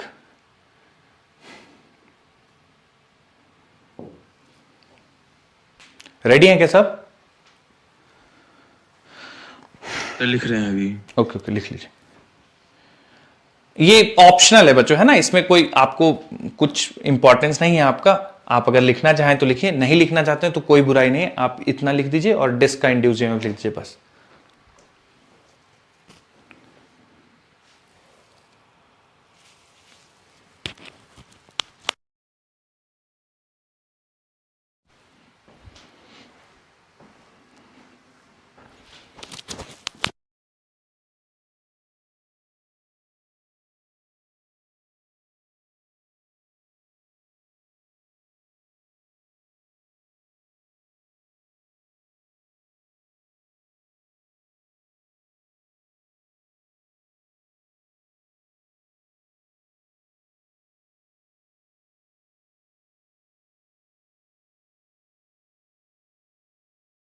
आंसर।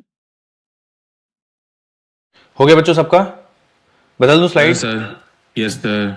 ओके, देखिए जरा ध्यान से, एक सवाल करते हैं इस पे। बिल्कुल सेम बच्चों, सिंपल स्ट्रेट फॉरवर्ड फॉर्मूला पे है, गड़बड़ नहीं करिएगा, आराम से समय लीजिए, सॉल्व करिए।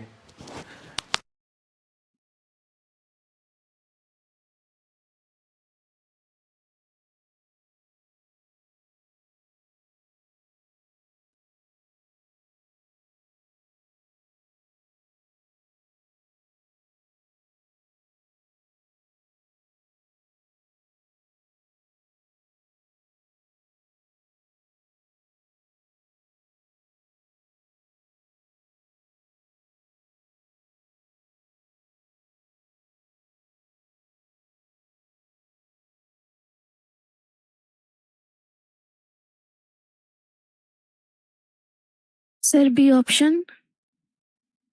Okay, second option.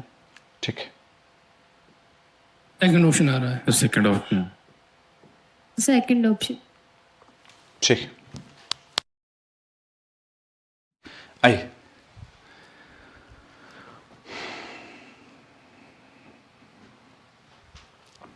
तो B omega L square by two या B omega R square by two, तो 1/2, बी का वैल्यू है 0.1 और ओमेगा की वैल्यू है 10 और आर स्क्वायर, आर है 0.5 यानी 1/2 का स्क्वायर, तो ये कुछ बन जाएगा 1/8 और ये बन जाएगा 1, तो 1/8 ये आ जाएगा आपका 0.81 और 0.125, ठीक है, इतने वोल्ट, ऑप्शन बी। तो ये सीधा सीधा पूछ सकता है। अब इसमें और चेंजेस क्या कर सकते हैं, बोल देगा आपसे कि रिम और सेंटर के बीच में 10 ओम का रेजिस्टेंस कनेक्ट कर दिया गया है, बताइए उस रेजिस्टेंस से कितना करंट पास होगा। ये आपका रिम है और ये रिम और ये सेंटर है और रिम, इनके बीच में एक 10 ओम का रजिस्टर कनेक्ट कर दिया गया है, बताइए इंड्यूस्ड करंट की वैल्यू कितनी होगी। तो फिर आप बता सकते हैं ना, जो भी इंड्यूस्ड ईएमएफ की वैल्यू है डिवाइड कर देंगे सर। बिल्कुल 10 से डिवाइड कर देंगे तो 0.125 को बिल्कुल, तो आपका करंट का वैल्यू आ जाएगा। फिर इस तरह से कुछ भी बताइए कितना रजिस्टर पावर कंज्यूम कर रहा है, तो आई स्क्वायर आर, इस तरह से कुछ भी आपसे पूछा है बता सकते हैं। बस ध्यान रखिएगा सेंटर और रिम के बीच में जो इंड्यूस्ड ईएमएफ होगा इसकी वैल्यू आ जाएगी B omega L square by 2। आगे बढ़ते हैं, अगली हेडिंग डाल दीजिए एसी जनरेटर।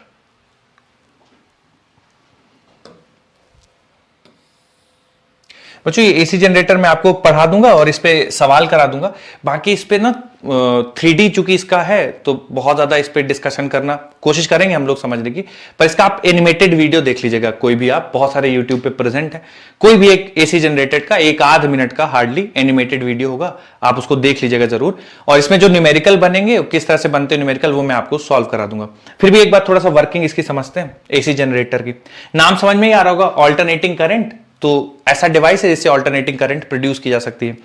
तो एसी जनरेटर का काम क्या होता है कि मैकेनिकल एनर्जी को कन्वर्ट कर देता है इलेक्ट्रिकल एनर्जी में, ठीक है, मैकेनिकल एनर्जी से इलेक्ट्रिकल एनर्जी प्रोड्यूस की जाती है, ठीक है। आइए तो इसका कुछ मैंने एक ऐसे डायग्राम बनाने की कोशिश की है। अब देखिए आप थोड़ा सा इसमें कैसा क्या है। तो ये 2 मैग्नेट्स हैं, ठीक है, और इन मैग्नेट्स में ये मान लीजिए ये वाला एंड हमारा नॉर्थ पोल है और ये साउथ पोल है, ठीक है। तो मैग्नेटिक फील्ड लाइंस नॉर्थ से निकल के साउथ में एंटर हो रही हैं और ये हमारा प्लेन है, किसका प्लेन है, कॉइल का प्लेन है। तो ये कंडक्टिंग कॉइल है और इस कंडक्टिंग कॉइल से दो रिंग्स जुड़ी हुई हैं। एक तो ये वाली रिंग है, ठीक है, ये एक रिंग है। ये जो पहली वाली रिंग है ये इस वाले वायर से कनेक्टेड है, इस वाली वायर से कनेक्टेड है। कनेक्टेड है मतलब वेल्डेड है। तो अगर आप इसको सामने से देखेंगे ना तो ये आपको कुछ इस तरह से दिखेगी, ठीक है। सामने से अगर आप रिंग को देखेंगे, रिंग 1 को, सामने से रिंग 1 को देखेंगे तो ये जो वायर आ रहा है ये इस रिंग के साथ वेल्डेड है। तो यहां पे ये ऐसे आया वायर और यहां पे वेल्डेड है ये, ठीक है, ऐसे वेल्डेड है। तो जैसे जैसे ये वायर घूमेगा ये रिंग भी उस वायर के साथ घूमती रहेगी ऐसे। तो जैसे जैसे वायर मान लीजिए नीचे जा रहा है तो ये रिंग भी ऐसे इसी टाइप से घूमेगी। और यहां पे लगा हुआ है ब्रश, है ना, इसको कार्बन ब्रश बोलते हैं, ताकि ये जो यहां पे लोड लगाएंगे आप, ठीक है, इस लोड के साथ ये कांटेक्ट मेंटेन रखे। तो जो भी करंट प्रोड्यूस होगी वहां ये करंट इस कार्बन ब्रश से होते हुए, लोड से होते हुए फिर इधर जाएगी और फिर ऐसा सर्किट कंप्लीट होगा। अब जो दूसरी रिंग है, रिंग नंबर 2, वो इस वाले वायर से, तो ये वाला वायर का रिंग 1 से कोई कनेक्शन नहीं, ये थ्रू है, ठीक है। तो ये वाला वायर आप मान लीजिए बाहर है, तो रिंग 1 से बाहर से ये वेल्डेड है रिंग 2 में, ठीक है। तो ये वाला जो दूसरा वाला वायर है वो कुछ इस तरह से आया है और ये वेल्डेड है रिंग 2 में, ठीक है। तो जब ये रोटेट करेगा, ठीक है, जब ये बाहर वाला वायर रोटेट करेगा तो ये रिंग भी उसी के साथ रोटेट करेगी और ये वाला भी, तो इंडिपेंडेंटली ये रिंग रोटेट करेंगे। आपस में ये दोनों कनेक्टेड नहीं है। ये वाली वायर इस वाले रिंग के साथ वेल्डेड है, ये बाहर वाला वायर आके इससे वेल्डेड है। ये कार्बन ब्रश है, उसके साथ लोड से कनेक्टेड है। तो इस तरह से होगा। तो जब आप इसको बोलते हैं आर्मेचर, ठीक है, इसको बोलते हैं आर्मेचर। स्पेलिंग का आप लोग थोड़ा सा देखिएगा, ठीक है, आर्मेचर बोलते हैं। तो आर्मेचर क्या है? कंडक्टिंग कॉइल है, आप उसको रोटेट करते हैं ना। और किस एक्सिस के अबाउट रोटेट करेंगे? तो ये एक्सिस ऑफ रोटेशन है, ठीक है, ये एक्सिस ऑफ रोटेशन है, इस एक्सिस के अबाउट रोटेट करेंगे। अब रोटेट करने के लिए आप किसी भी चीज का सहारा ले सकते हैं। जनरली जैसे हम लोग टरबाइंस, है ना, टरबाइंस को घुमाते हैं, टरबाइंस के साथ ये आर्मेचर कनेक्टेड रहती है। तो टरबाइंस कैसे रोटेट करते हैं? उस पर पानी गिराते हैं। जैसे मान लीजिए हाइड्रो इलेक्ट्रिसिटी प्रोड्यूस करना चाहते हैं तो हम लोग डैम्स बनाते हैं और उन डैम्स में से ऊंचाई पर से टरबाइंस पे पानी गिराते हैं। तो टरबाइन रोटेट करती है, उसके साथ ही आर्मेचर कनेक्टेड रहता है, ये रोटेट करता है। तो जो पानी की पोटेंशियल एनर्जी थी वो काइनेटिक एनर्जी में पानी की कन्वर्ट होती है, वो टरबाइन को एनर्जी देता है और फिर टरबाइन के रोटेशन से यहां पे इलेक्ट्रिसिटी मिलती है। तो ये hydro electricity. Thermal power plant से तो कोयले से टरबाइन को रोटेट करते हैं, स्टीम बनाते फिर रोटेट करते हैं। कुल मिला के थर्मल पावर प्लांट हो या हाइड्रो इलेक्ट्रिसिटी हो, ऑब्जेक्टिव है टरबाइन को रोटेट करना। टरबाइन के साथ ये आर्मेचर कनेक्टेड होती है, ये आर्मेचर रोटेट करती है और इस आर्मेचर के रोटेशन से हमें इंड्यूस्ड करंट मिलती है, ठीक है। अब आता है दूसरी बात कि सर ये इंड्यूस्ड करंट मिलती क्यों है, कारण क्या है? तो देखिए ये जो लोड है ना, इसके अक्रॉस इंड्यूस्ड ईएमएफ जनरेट होता है, ठीक है। पर सर इंड्यूस्ड ईएमएफ कैसे जनरेट होगा? मैं समझाता हूं आपको। मान लीजिए किसी मोमेंट पे हमारा आर्मेचर कुछ इस तरह से दिख रहा है, ठीक है, और एरिया वेक्टर ऑफ आर्मेचर, आपको पता है कि अगर आर्मेचर का एरिया ये है तो इसका area vector perpendicular to the plane of armature होगा। तो एरिया वेक्टर कुछ इस तरह से होगा, ये हमारा एरिया वेक्टर ऑफ आर्मेचर है, ठीक है। तो एरिया वेक्टर ऑफ आर्मेचर इधर है, मैग्नेटिक फील्ड लाइंस इधर है। तो जैसे से आर्मेचर रोटेट करेगा, अभी आर्मेचर ऐसे है, एरिया वेक्टर ऐसे, आर्मेचर रोटेट करेगा, एरिया वेक्टर का मैग्नेटिक फील्ड लाइन के साथ डायरेक्शन चेंज होगा। क्योंकि मैग्नेटिक फील्ड लाइन शुरुआत में तो ऐसे, पर जैसे जैसे चेंज होगा एंगल चेंज होगा मैग्नेटिक फील्ड और एरिया वेक्टर के बीच में।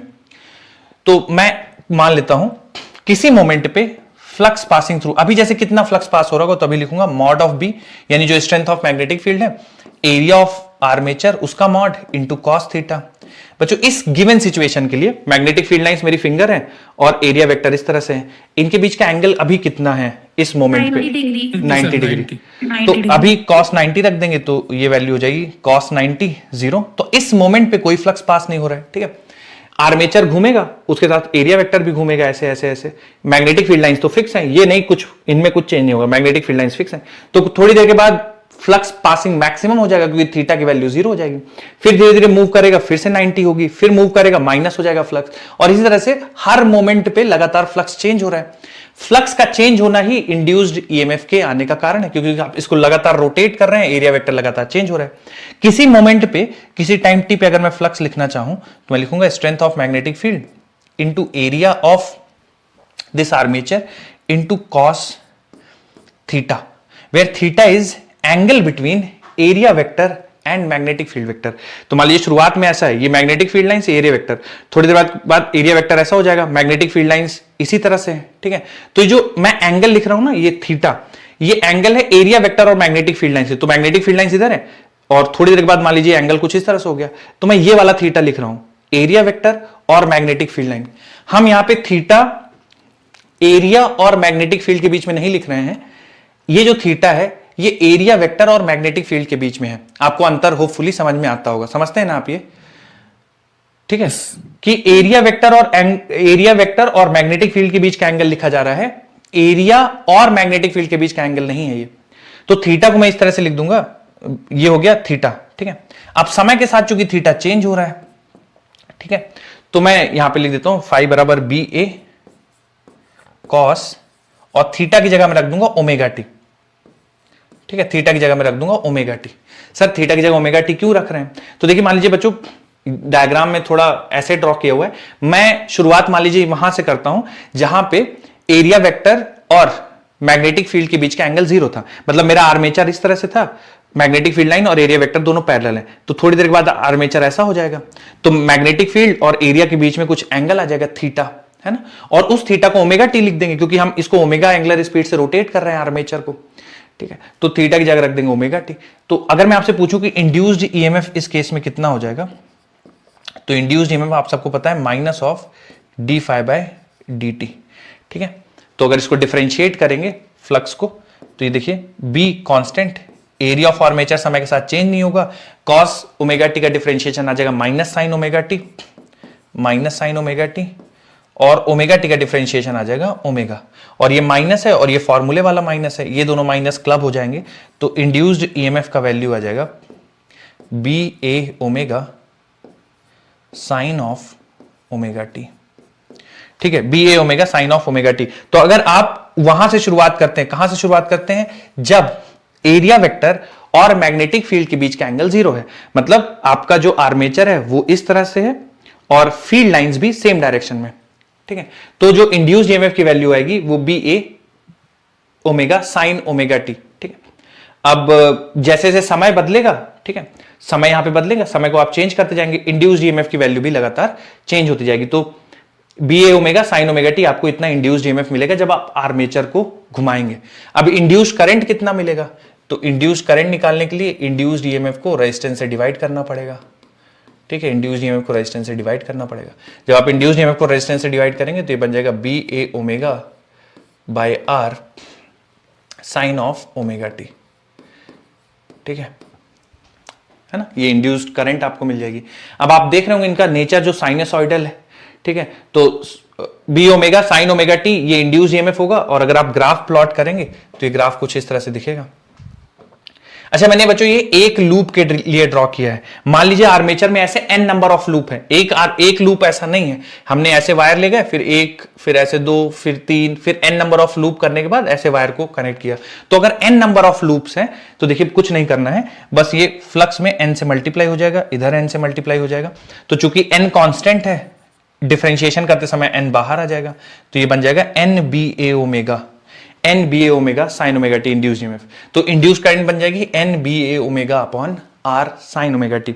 अगर आप ग्राफ प्लॉट करेंगे तो ग्राफ साइन की तरह इसका ग्राफ दिखेगा कुछ इस तरह से, ठीक है। और एक साइकिल है ना, तो ये समय हो जाएगा आपका t/2, अगर t समय में एक चक्कर कंप्लीट कर रहा है ये समय t, और हर टाइम के बाद ये खुद को रिपीट करेगा ना, कुछ देर के बाद ऐसा पॉजिटिव हो जाएगा, है ना। तो प्लस से माइनस, माइनस से प्लस, आप देख रहे हैं हर आधे टाइम के बाद पोलैरिटी बदल जा रही है, हर टाइम के बाद पोलैरिटी बदल जाएगी आधे टाइम के बाद, तो करंट का डायरेक्शन भी बदल जाएगा। तो पहले कुछ देर के लिए ये पॉजिटिव होगा, ये निगेटिव, आधे समय के बाद ये पॉजिटिव, ये निगेटिव, है ना। तो जो लोड में करंट की डायरेक्शन है वो लगातार चेंज होती रहेगी, इसी को हम लोग बोलते हैं ऑल्टरनेटिंग करंट। तो जो हमारा अगला चैप्टर है वो यही है ऑल्टरनेटिंग करंट, तो डेफिनेशन पढ़ेंगे ऑल्टरनेटिंग करंट। तो ऑल्टरनेटिंग करंट वो करंट होती है जो एक निश्चित समय के बाद अपने डायरेक्शन को बदलती रहे, उसको ऑल्टरनेटिंग करंट कहते हैं। तो ये ऑल्टरनेटिंग करंट इस तरह से प्रोड्यूस किया जा सकता है, ठीक है। सेम अरेंजमेंट से डीसी भी प्रोड्यूस कर सकते हैं, पर वो हमें पढ़ना नहीं है, एसी जनरेटर हमें पढ़ना है, तो एसी जनरेटर ये है। अब बच्चों इसमें एक चीज बहुत कॉमनली पूछा जाता है, मैं आप लोगों से पूछता हूं,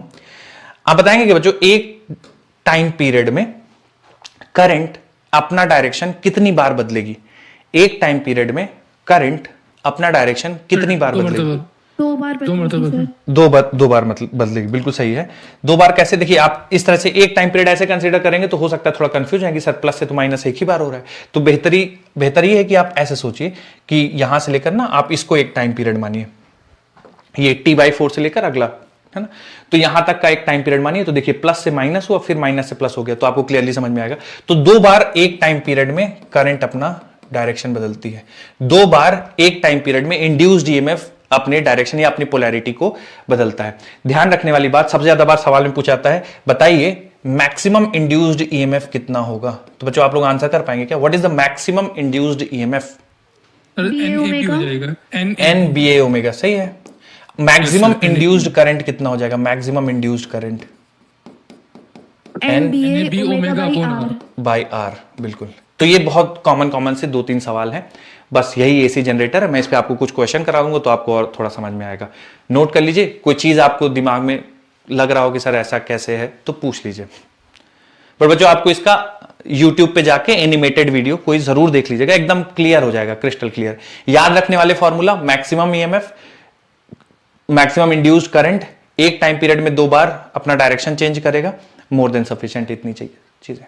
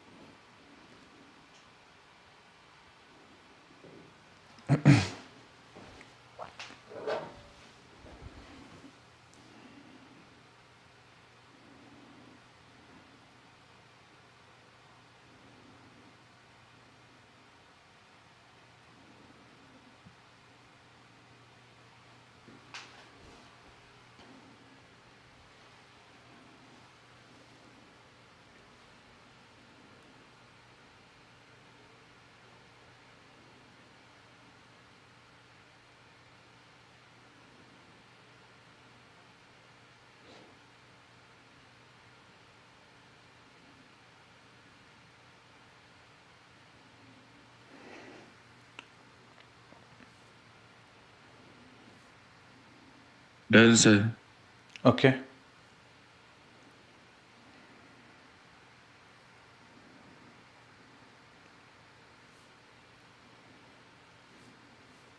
सर एक बार एंगल का बताना जो आपने बताया था थीटा वाला। ठीक है। तो मैं ये एंगल कह रहा हूं कि जैसे देखिए, जो ये थीटा है ना, ये एंगल बिटवीन एरिया वेक्टर और मैग्नेटिक फील्ड है।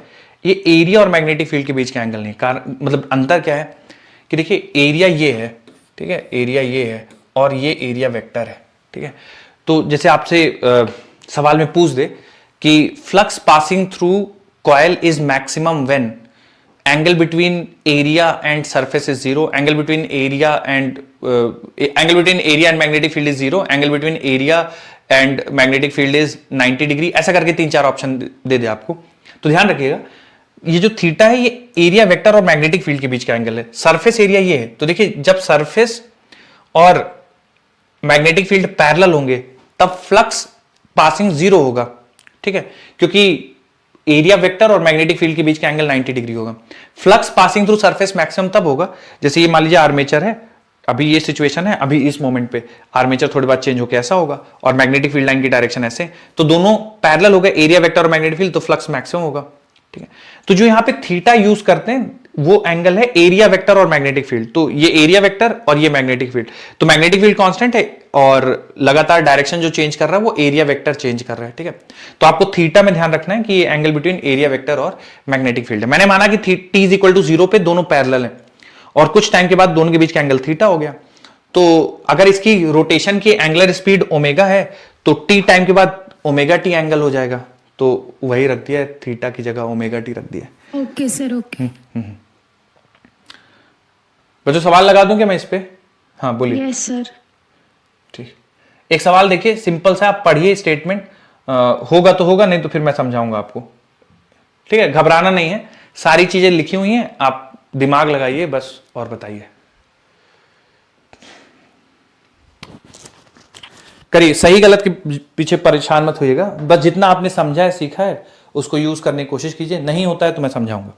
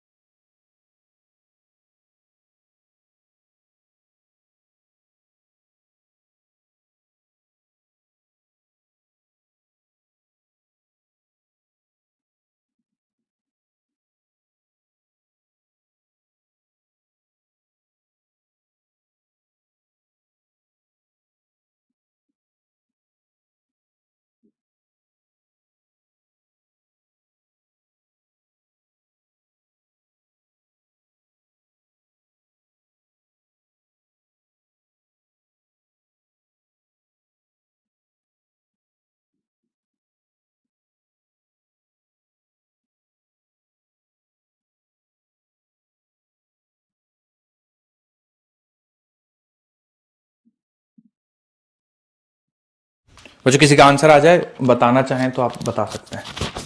आने वाला थोड़ा सा।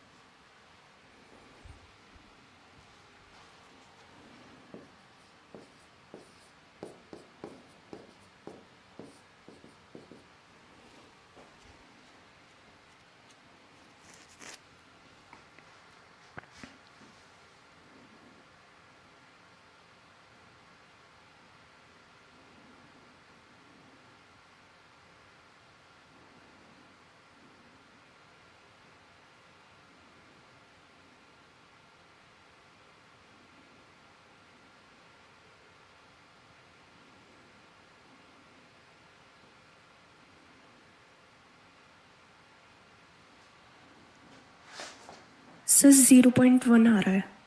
ओके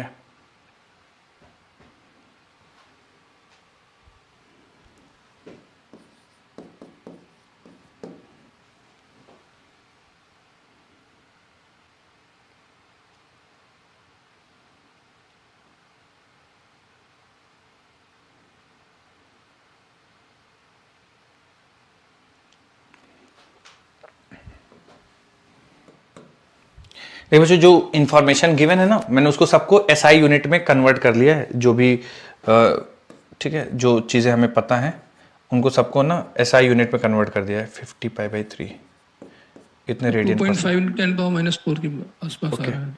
ठीक है, तो इंस्टेंटेनियस ईएमएफ पूछ दिया हमसे। ठीक है, तो एन बी ए ओमेगा, ठीक है, साइन ऑफ ओमेगा टी। ठीक है, साइन ऑफ ओमेगा टी ऐसे रख देंगे। ठीक है, ओके। अब n का वैल्यू रख देते हैं, तो n b number of turns कितने हमारे पास 600 है। ठीक है, 600 टर्न्स हैं और b strength of magnetic field 0.4 है। एरिया 17 × 10⁻⁻⁴ है। ठीक है, ओमेगा की वैल्यू रख देते हैं 50π/3, 50π/3 और इंटू साइन ओमेगा टी। ठीक है, साइन ओमेगा टी।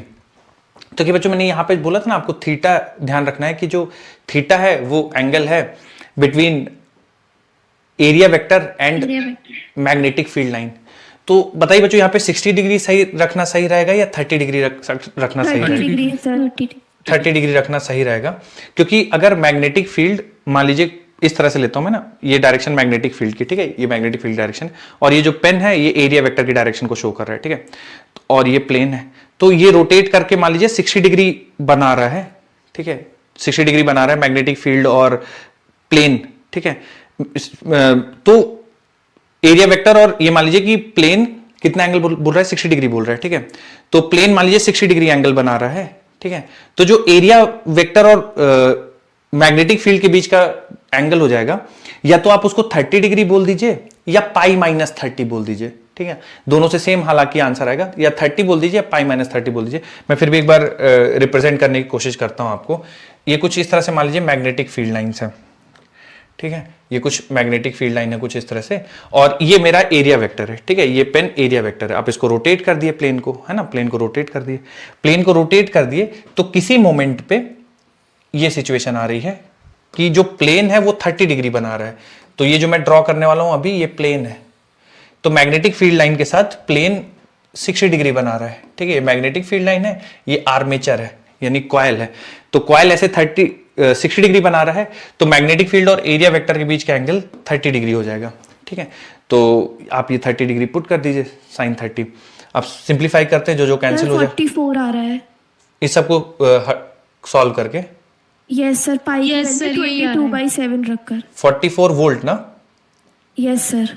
ठीक है, तो ये आपका आंसर आ जाएगा सारी वैल्यू सब्स्टिट्यूट करने के बाद। देख लीजिए किसी का और कुछ आ रहा है बच्चों तो पूछ लीजिए, है ना, सिंप्लीफाई करने के बाद। कैलकुलेशन बता दीजिए कौन सा वाला? सर ओमेगा वाला। ओमेगा, तो देखिए बच्चों इसमें ओमेगा को बोला है 500 रिवॉल्यूशन इन अ मिनट, तो मैंने इसमें 2π/60 से मल्टीप्लाई किया है, क्यों, तो देखिए एक रिवॉल्यूशन में होते हैं 2 पाई, तो इतने रेडियन हो गया, और एक मिनट में होते हैं 60 सेकंड, तो इसलिए 2π/60 से मल्टीप्लाई कर दिया ताकि ये रिवॉल्यूशन पर मिनट कन्वर्ट हो जाए रेडियन पर सेकंड, क्योंकि ओमेगा होती है एंगुलर स्पीड, आपको ऐसा यूनिट रेडियन पर सेकंड में रखनी, तो रख दीजिए, ठीक है बच्चों। अगर इसी में मतलब आपसे पूछ देता कि maximum value of induced EMF बताइए, तो केवल NBA ओमेगा लिख देते, NBA ओमेगा। बिल्कुल। चलिए आगे बढ़ते हैं बच्चों, इसमें देखिए थोड़ा सा एक और सवाल सेम कॉन्सेप्ट पे। किसी कुछ डाउट हो कि सर ऐसा कैसे है या ऐसे नहीं होना चाहिए, तो आप पूछ सकते हैं, डिस्कशन कर लेंगे हम लोग।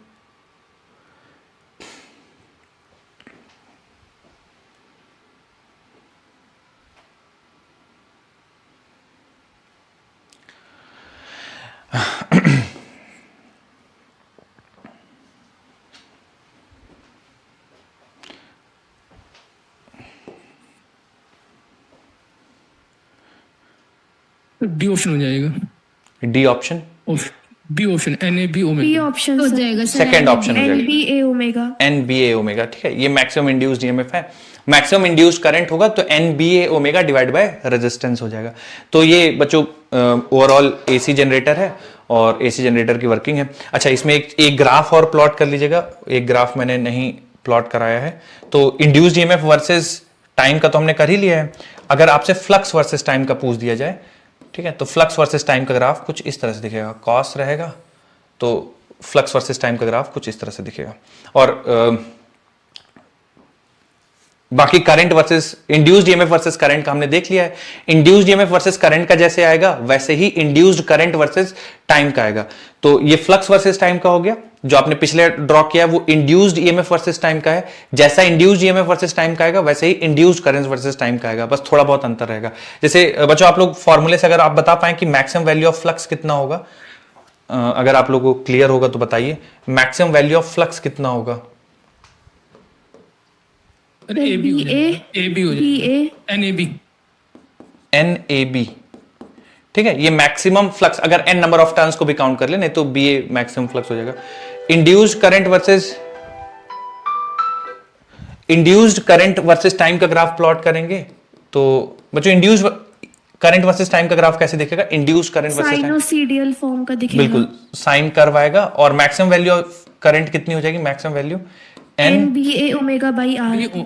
बिल्कुल NBA omega divide by resistance, है ना। तो ये इंड्यूस्ड करंट वर्सेस टाइम का ग्राफ इस तरह से आएगा, फ्लक्स वर्सेस टाइम का ग्राफ इस तरह से आएगा, इंड्यूस्ड ईएमएफ वर्सेस टाइम का हम लोग ऑलरेडी प्लॉट कर चुके हैं, ठीक है।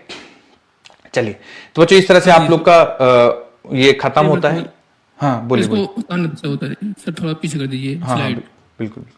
तो जो ये आपका इलेक्ट्रोमैग्नेटिक इंडक्शन खत्म होता है और अब ऑल्टरनेटिंग करंट हम लोग स्टार्ट करेंगे। तो ये जो एसी जनरेटर है वो इंड्यूस्ड उसका पार्ट है, इलेक्ट्रोमैग्नेटिक इंडक्शन का पार्ट है। अच्छा बच्चों, डीपीपीज में स्ट्रिक्टली आप वही करिए जो जो टॉपिक्स में पढ़ाते जा रहा हूं, है ना। और या तो आपके पास सिलेबस इजीली अवेलेबल है, आप वहां से देख सकते हैं। कुछ भी एक्स्ट्रा अभी करने की जरूरत नहीं है। कुछ ऐसा लगेगा कि एक आध चीजें कुछ एक्स्ट्रा पढ़नी चाहिए तो आफ्टर कंप्लीशन हम लोग पढ़ेंगे। सर वो मैग्नेटिज्म की शीट अपलोड करा दीजिए। हाँ हाँ, मैं करा देता हूं।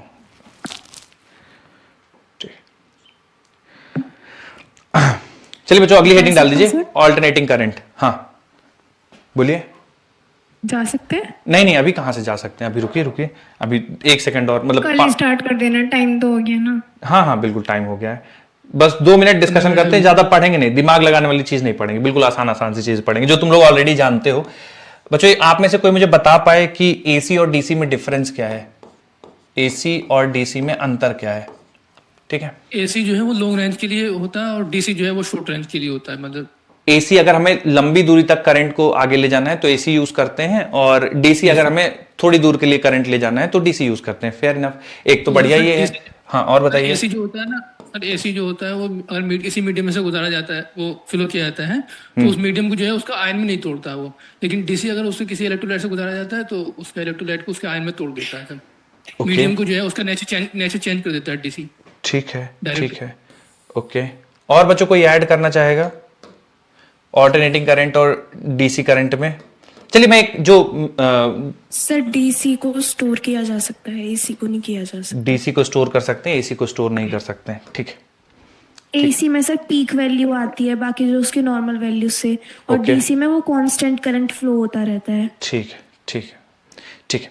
मैं बच्चों जो मेन है ना, जो डेफिनेशन है उस पे मैं आपको थोड़ा बता दूं, बाकी आप लोगों ने जो पॉइंट्स बताए हैं वैलिड है। एक थोड़ा सा मैं आपको बताता हूं जिसको आपको दिमाग में रखना है, ठीक है।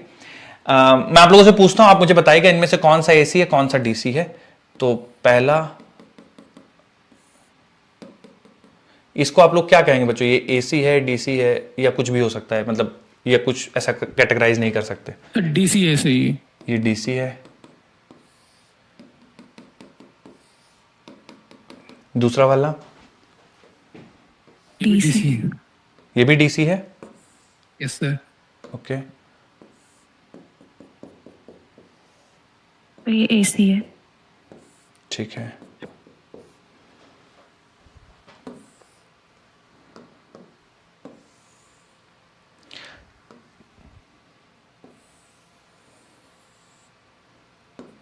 तो ये सारे करंट वर्सेस टाइम ग्राफ है और इनमें हमें बताना है कौन सा एसी है कौन सा डीसी। तो देखिए आप लोगों ने सबने सही बताया, जितने भी लोगों ने आंसर किया एकदम करेक्ट है। एसी डीसी आइडेंटिफाई करना है ना, तो आप देख लीजिए कौन सी करंट है जो एक डेफिनेट इंटरवल ऑफ टाइम के बाद डायरेक्शन चेंज करते। जैसे ये वाला डीसी का एग्जांपल है। डीसी का एग्जांपल इसको क्यों माना जाएगा, क्योंकि इसमें डायरेक्शन ऑफ करंट चेंज नहीं हो रही। ये भी प्लस है फिर जीरो हो गई, फिर प्लस है फिर जीरो फिर प्लस, तो करंट एक ही डायरेक्शन में फ्लो करे। तो डीसी, यहां पे भले ही करंट का मैग्नीट्यूड चेंज हो रहा है पर चूंकि पोलैरिटी चेंज नहीं होती, हमेशा करंट प्लस ही है, एक ही डायरेक्शन में करंट फ्लो कर रही है, तो ये भी डीसी का एग्जांपल है। तो एसी के लिए कंडीशन क्या है कि करंट को अपना डायरेक्शन चेंज करना पड़ेगा और डेफिनेट इंटरवल ऑफ टाइम के बाद चेंज करना पड़ेगा। जैसे ये प्लस है फिर माइनस फिर प्लस ये माइनस, तो ये एसी का एग्जांपल है। भले ही कांस्टेंट है पर डायरेक्शन चेंज कर रहा है तो एसी है। और ये तो आप सारे जानते हैं प्लस माइनस है ना, तो ये एसी का ही एग्जांपल है। तो एसी के लिए क्या जरूरी है कि डेफिनेट इंटरवल ऑफ टाइम के बाद डायरेक्शन ऑफ करंट चेंज होना चाहिए, तब हम उसको एसी बोलेंगे। तो बच्चों एक छोटा सा पॉइंट बना के लिख लीजिए, एसी और डीसी में डिफरेंट। मेन नया चैप्टर शुरू हो गया है ऑल्टरनेटिंग करंट, और उसी के अंदर हम लोग जो पहला पॉइंट है वो लिख लेते हैं एसी की डेफिनेशन, और फिर ये 4 ग्राफ प्लॉट करके कौन सा डीसी है कौन सा एसी है वो भी आपको लिखना है। तो मैं एक लाइन बोल देता हूं, लिख लीजिए। Current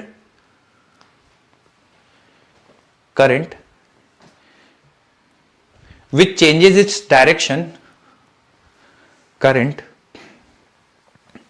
which changes its direction, current which changes its direction after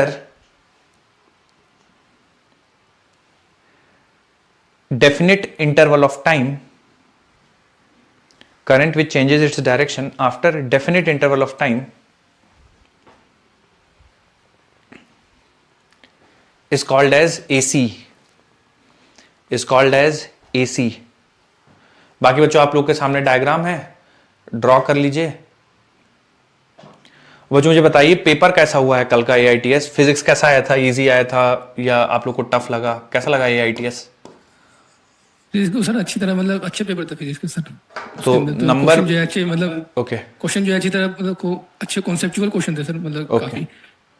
तो क्या है 45 में से कितने सही होंगे? कैसा कुछ अंदाजा है? सर 152 मार्क्स आ रहे हैं सर फिजिक्स अरे में। वाह, ठीक है। Total sir 667 total marks. 667 है?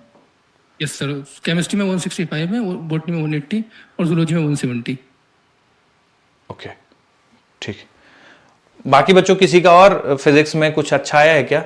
मतलब अगर नंबर जोड़े हों आप बताना चाहें 45 में से। कब आना है आप लोग का रिजल्ट AITS का? एक दो दिन में आ जाता है? कब आता है? हफ्ते भर लग जाते हैं? परसों आएगा सर। परसों आएगा। थर्सडे में आता है। थर्सडे को आता है, ठीक है ठीक है ठीक।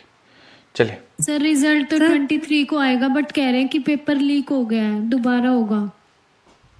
ओके, ये भी लीक हो गया? Yes sir, yes sir. ये क्या चल रहा है? चलिए डॉक्टर बनना बाकी था बस यही देख दोबारा नहीं बस यही देखना। सर ऐसा बोला है कि दोबारा कंडक्ट कराया जाएगा ये वाला AITS थर्ड। अच्छा, देगा सर क्योंकि आप तो अब नेक्स्ट टेस्ट की तैयारी करनी होगी ना सर, ये कोई इतना लंबा वो छोड़ेगा। चलिए ठीक है बच्चों। बाकी सर एक चीज और भी सर इसमें सर इसमें ऑफलाइन और ऑनलाइन दोनों के एक साथ रैंक आती है सर। तो ऐसे तो ऑनलाइन वाले तो हम मतलब चोरी वो चीटिंग करेंगे सर। हाँ, ऑनलाइन वाले थोड़ा सा बिल्कुल। तो सर पर अच्छा आप लोग का नोटिफिकेशन आ गया? होपफुली आप सबने देख लिया होगा कि आप लोग का पेपर पेन ही बेस्ड टेस्ट होगा और एक ही शिफ्ट में होगा। आप Yes, पता sir. चल गया? आप देख लिया आप सबने? तो यस सर देखिए। Yes sir. तो पेपर पेन। अच्छा, और एडमिट कार्ड और ये सेंटर्स कब पता चलते हैं आप लोग को बच्चों? अभी तो नहीं पता चलेंगे। कब पता चलेंगे आप लोग को? 1 दिन पहले पता चल 2 दिन पहले आता है। 2 दिन पहले आता है? हाँ सर, तकरीबन 2-3 दिन पहले ही आता है सर उसका तो। अच्छा, तो फिर किसी को मान लीजिए जाना है रिजर्वेशन ये सब टिकट बुक करने, तो अच्छा फिर 2 ही दिन पहले बताते हैं? सर एक लिस्ट आती है उससे पहले 2 दिन पहले आ जाता है। अच्छा, स्लिप आती है उससे पहले, एक हफ्ते पहले स्लिप आ जाती है, एक हफ्ते पहले। अच्छा। फिर 3 दिन पहले मेरे ख्याल से वो सर सिटी पहले अलॉट हो जाती है। सिटी अलॉट पहले हो जाती होगी, फिर वो रख सेंटर। लेना।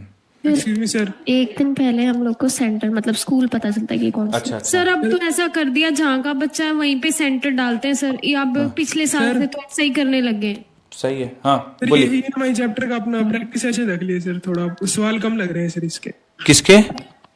EMI सर, ये चैप्टर इसका सर एक प्रैक्टिस सेशन हो जाए तो सही रहेगा। बिल्कुल बिल्कुल कर लेंगे, प्रैक्टिस सेशन कर लेंगे। सैटरडे या फ्राइडे सैटरडे में से किसी एक दिन EMI और AC का साथ में कर लेंगे, चलेगा? या EMI का अलग से चाहते हैं आप? ऐसा सही रहेगा सर, एक साथ ही कर दीजिए। EMI AC एक साथ कर लेंगे तो थोड़ा टॉपिक बन जाएंगे, फिर जी एक सर, साथ कर जी लेंगे। ठीक है, चलिए, थैंक यू।